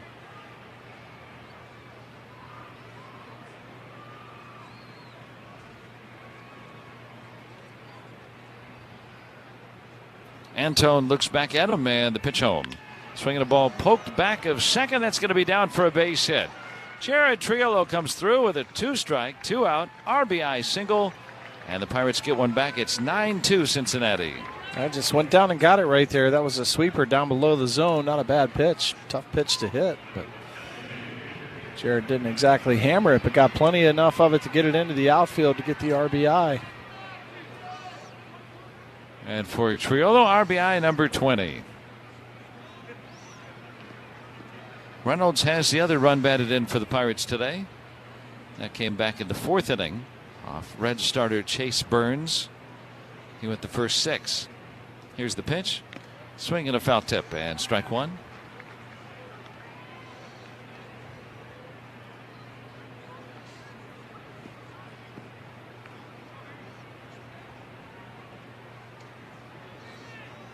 Nine to 2 Reds here in the top of the 8th.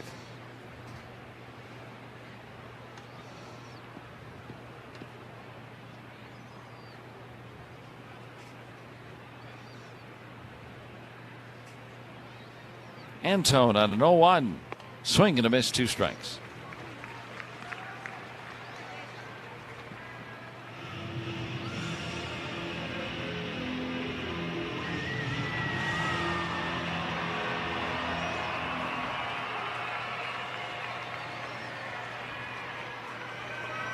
Now the set.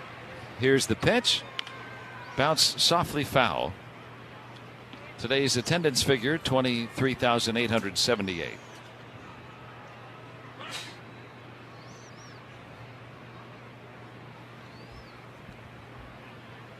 The Reds peppering the Pirates early. Got 3 runs in the first, another in the second, 3 more in the third, 2 more in the fourth, building at that point a 9-1 lead. Pirates have got one back here in the top of the 8th. 0-2 to Reynolds. Check swinging a ball in. It's 1-2.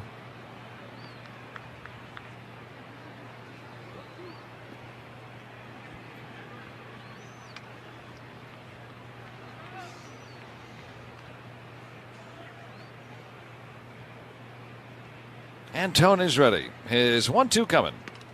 Off the glove of Stevenson. And likely be a pass ball. Triolo into second. Yeah, that one's got to be caught right there, but a good cutter from Antone. 93 miles an hour. It's late and sharp. That was what Brian Reynolds swung at a couple of pitches ago for the second strike. It's got some good action, right to left action.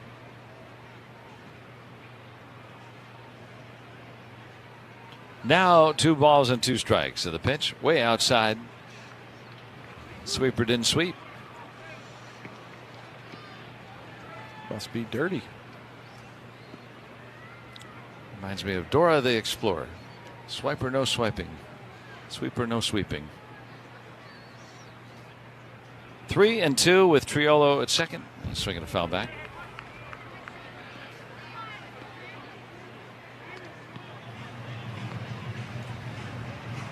How will the Pirates navigate the final half 100 games of this season?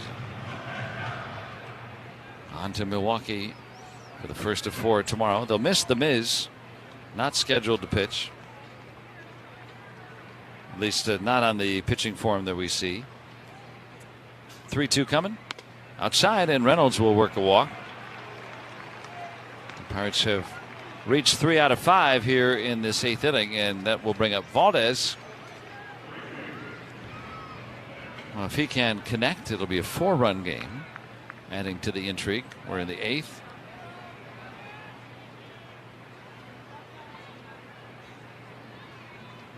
Here's the pitch. Valdez takes a breaking ball strike.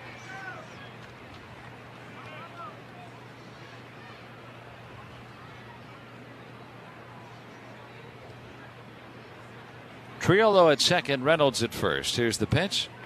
Outside, missing. It's a ball and a strike on Valdez. Since June 19th, coming into today, tied for second in baseball in runs batted in.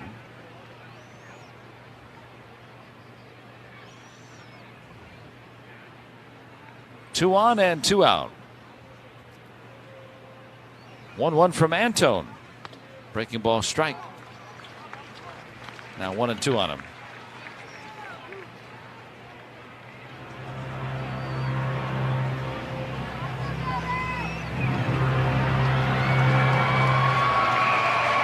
Nine to 2, Reds lead. We're in the 8th. Here's the pitch. Fastball swung through and missed. Pirates get 1. They trail by 7 as we go to the last of the 8th right here on the Pirates Radio Network, presented by... We have a couple things out here for the first acknowledged unassisted triple play. And Cy Young said, Neil, where are you going? He said, 3 outs. Neil Ball had a fairly short career as a big leaguer, but continued playing in the minors, where he encountered true baseball royalty. Now we're going to connect to Babe Ruth. He dominated the game like no one else had before. I'm holding Babe Ruth's bat. During a 1934 baseball barnstorming tour of Japan, Ruth faced 17-year-old pitcher Eiji Sawamura. Sawamura became a hero in Japan, and the Nippon Professional Baseball League's version of the Cy Young Award bears his name. Maeda won the award in 2010 and again in 2015, when the runner-up was Shohei Ohtani. First pitch crushing! Oh, man! Like the 3 outs of a triple play. It all connects. Go to baseballhall.org to plan your visit to the National Baseball Hall of Fame and Museum in Cooperstown, New York, and catch every episode of Hall of Fame Connections on MLB.tv. Te encantan los jugadores. Te encanta el juego. ¡Y se fue! Ahora puedes ser el dueño de grandes momentos del béisbol. MLB Auction te permite participar en la subasta de bates, bolas, jerseys autografiados y más, con artículos de tus equipos de grandes ligas favoritos, leyendas y jugadores agregados toda la temporada. Cada artículo es autenticado por MLB para asegurar que lo que llega directamente a tu hogar es original. ¿Quieres una parte del juego? Visita auctions.mlb.com.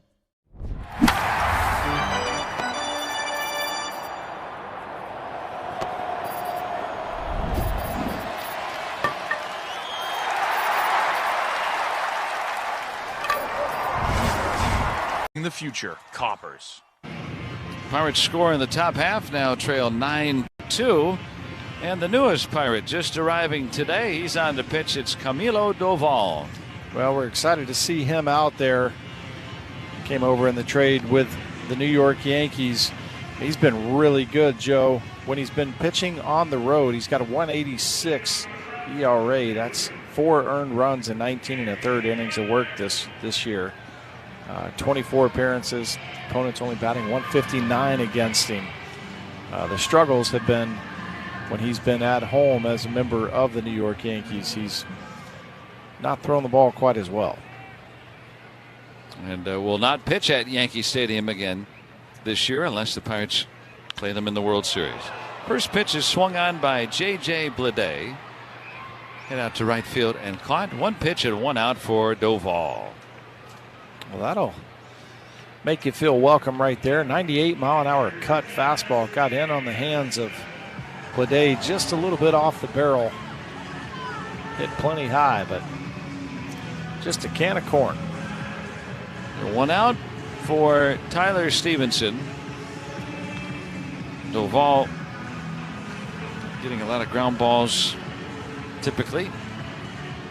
Yeah, he's a 2-seam cutter guy, so coming off that plane, either going to dart in or cut away. The pitch to Stevenson, the right-handed batter. It's outside for ball 1. Righties this year hitting just 143 against him and slugging at 247. And then, okay, so what about lefties? Well, I decided to look at the split. That's inside 2-0. As you mentioned, very poor at Yankee Stadium. He's not going to pitch there again this year. So what did he do at every other stadium against lefties? They hit 290 off him, but slugging 387. So stomachable. It's not kind of close to big league average, maybe even a little better than big league average with the slugging. And again, more of a ground ball pitcher, a lot of singles in there. So you can see what the collective pitcher outside of Yankee Stadium. You might have something here. The former All-Star when he was the closer with the Giants 3 years ago.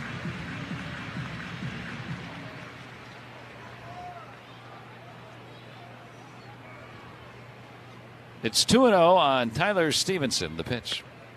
Inside missing, 3 balls and nothing. 1 out, nobody on, 8th inning. 9-2 Cincinnati.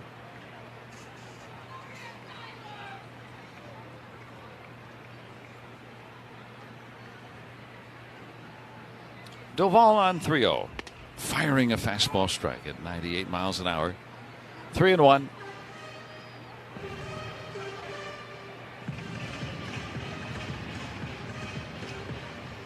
Lowe is on deck. He's not been retired today. 3-1 coming. Swing, deep fly ball to right. Valdez back, running out of room, and leaps, gone. Home run. Opposite field home run by the righty batting Tyler Stevenson. Cincinnati leads 10-2.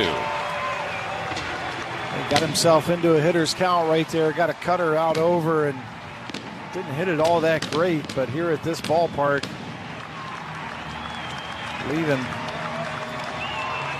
first row right here at Great American in right field. Yeah, similar dimension to Yankee Stadium, I would presume. Yep. In right field, at least. And so Stevenson with his 9th home run. He's driven in 2 today. 10-2 Reds. Nathaniel Lowe, 3 for 3 with a walk. Had a strike, couple of doubles, couple of RBIs, 2 runs scored. StatCast says that's a home run in 15 of the 30 ballparks.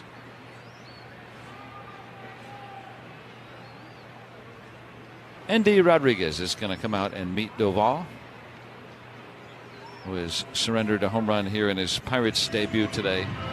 Pirates sending 2 prospects to the Yankees. Omar Alfonso, a catcher who was playing at Double-A.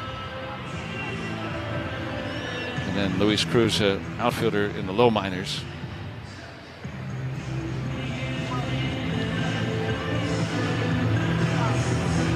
Mound Conference is over.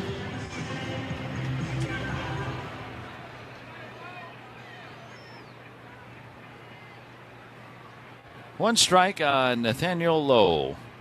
And the pitch to the lefty batter. Rides outside the sinker. And it's 1 ball and 1 strike.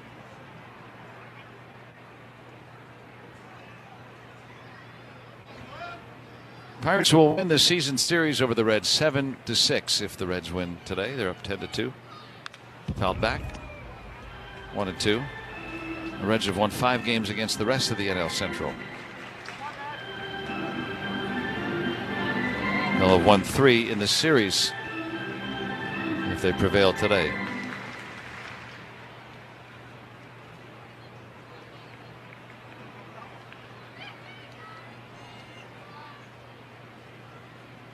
One, 2 from Doval. Outside, 2 balls, 2 strikes. Trying to change up.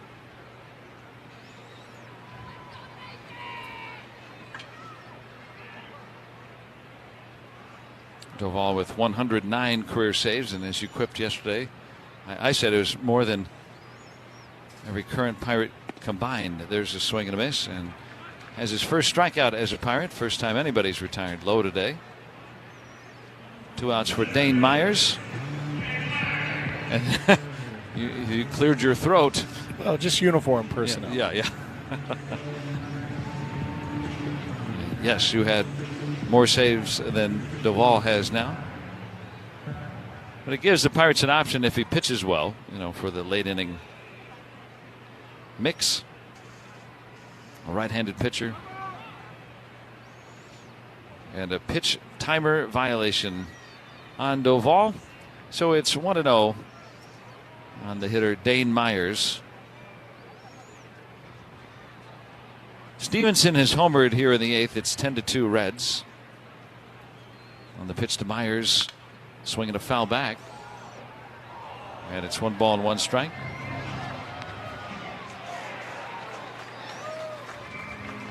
Myers today has walked, came around to score, had an RBI double.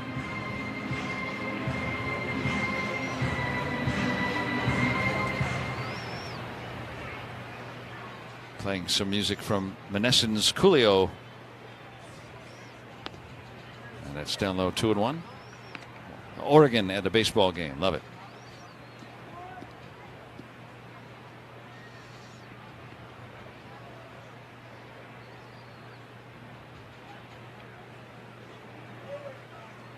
Doval in his Pirates debut. Delivers a 2-1 skied to center. Garcia is there and grabs it for the final out. Reds add a run on the Stevenson opposite field home run. To the 9th inning, it's 10-2 Cincinnati. And there's a shot into left field. Stanton on his way around to score. And the Yankees are on the board. First, it's 1-0 New York. Bouncer headed up the middle, and that's going to get through and drive in a couple of runs. Cranked up and sent into the right center field gap. McMahon's going to score easily. They're going to wave Wills around. Plays to third. 5-0 New York. Another one head for no man's land, but Harrison Bader read it well. Former Gold Glover comes up to make a very nice catch for the guy they call Big G, who has driven in a run with the 3rd straight hit to open the 5th inning. Chopper for Jazz. Hot shot. And he makes the catch. That got on there on a line, and he's telling Jose Caballero, did you see that? I could watch Jazz Chisholm play. I mean, he plays with such joy. Only David Cohn, Ron Guidry, and Mel Stottlemyre had opening day starts of 6+ innings with 2 or fewer hits and no runs allowed. Te encantan los jugadores. Te encanta el juego. ¡Y se fue! Ahora puedes ser el dueño de grandes momentos del béisbol. MLB Auction te permite participar en la subasta de bates, bolas, jerseys autografiados y más, con artículos de tus equipos de grandes ligas favoritos, leyendas y jugadores agregados toda la temporada. Cada artículo es autenticado por MLB para asegurar que lo que llega directamente a tu hogar es original. ¿Quieres una parte del juego? Visita auctions.mlb.com.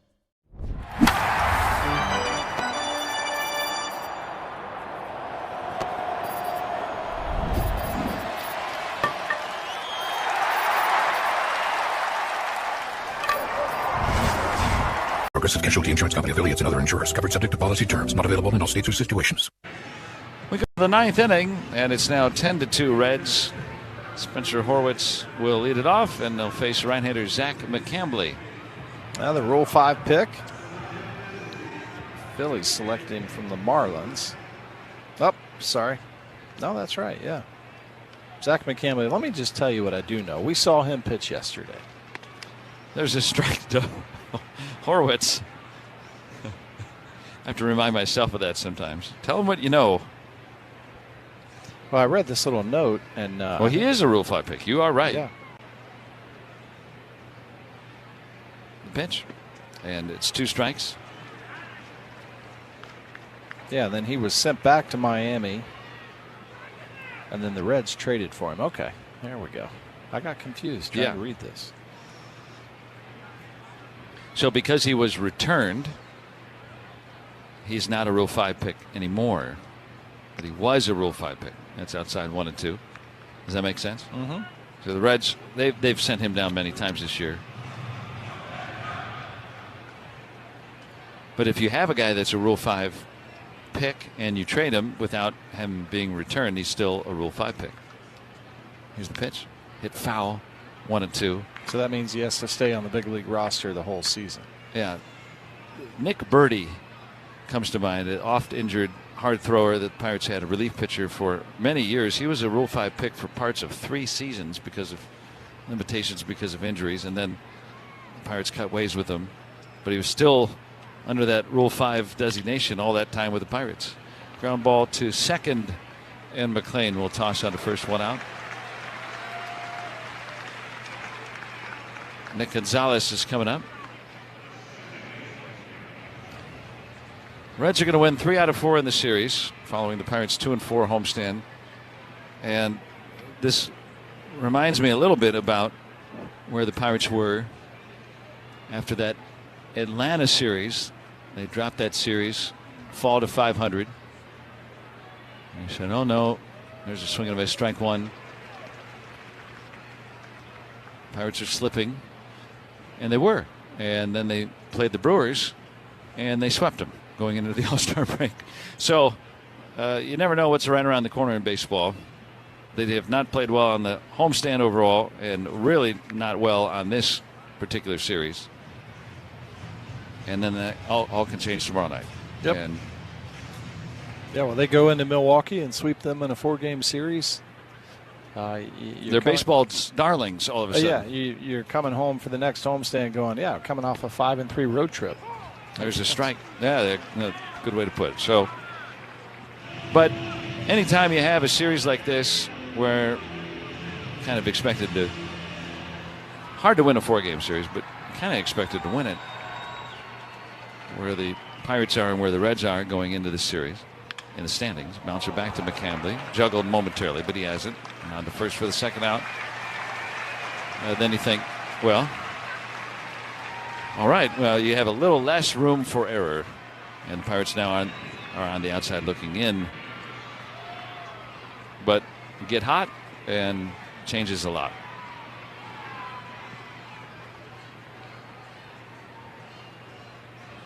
Andy Rodriguez with 2 outs and nobody on. Pirates down 10-2 in the 9th inning. The pitch, swinging a foul right back. Andy 0 for 3 today.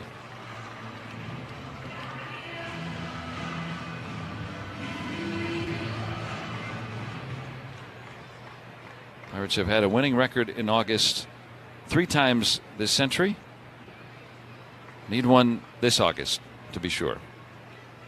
Pitch outside. 2016, 2015, and 2007.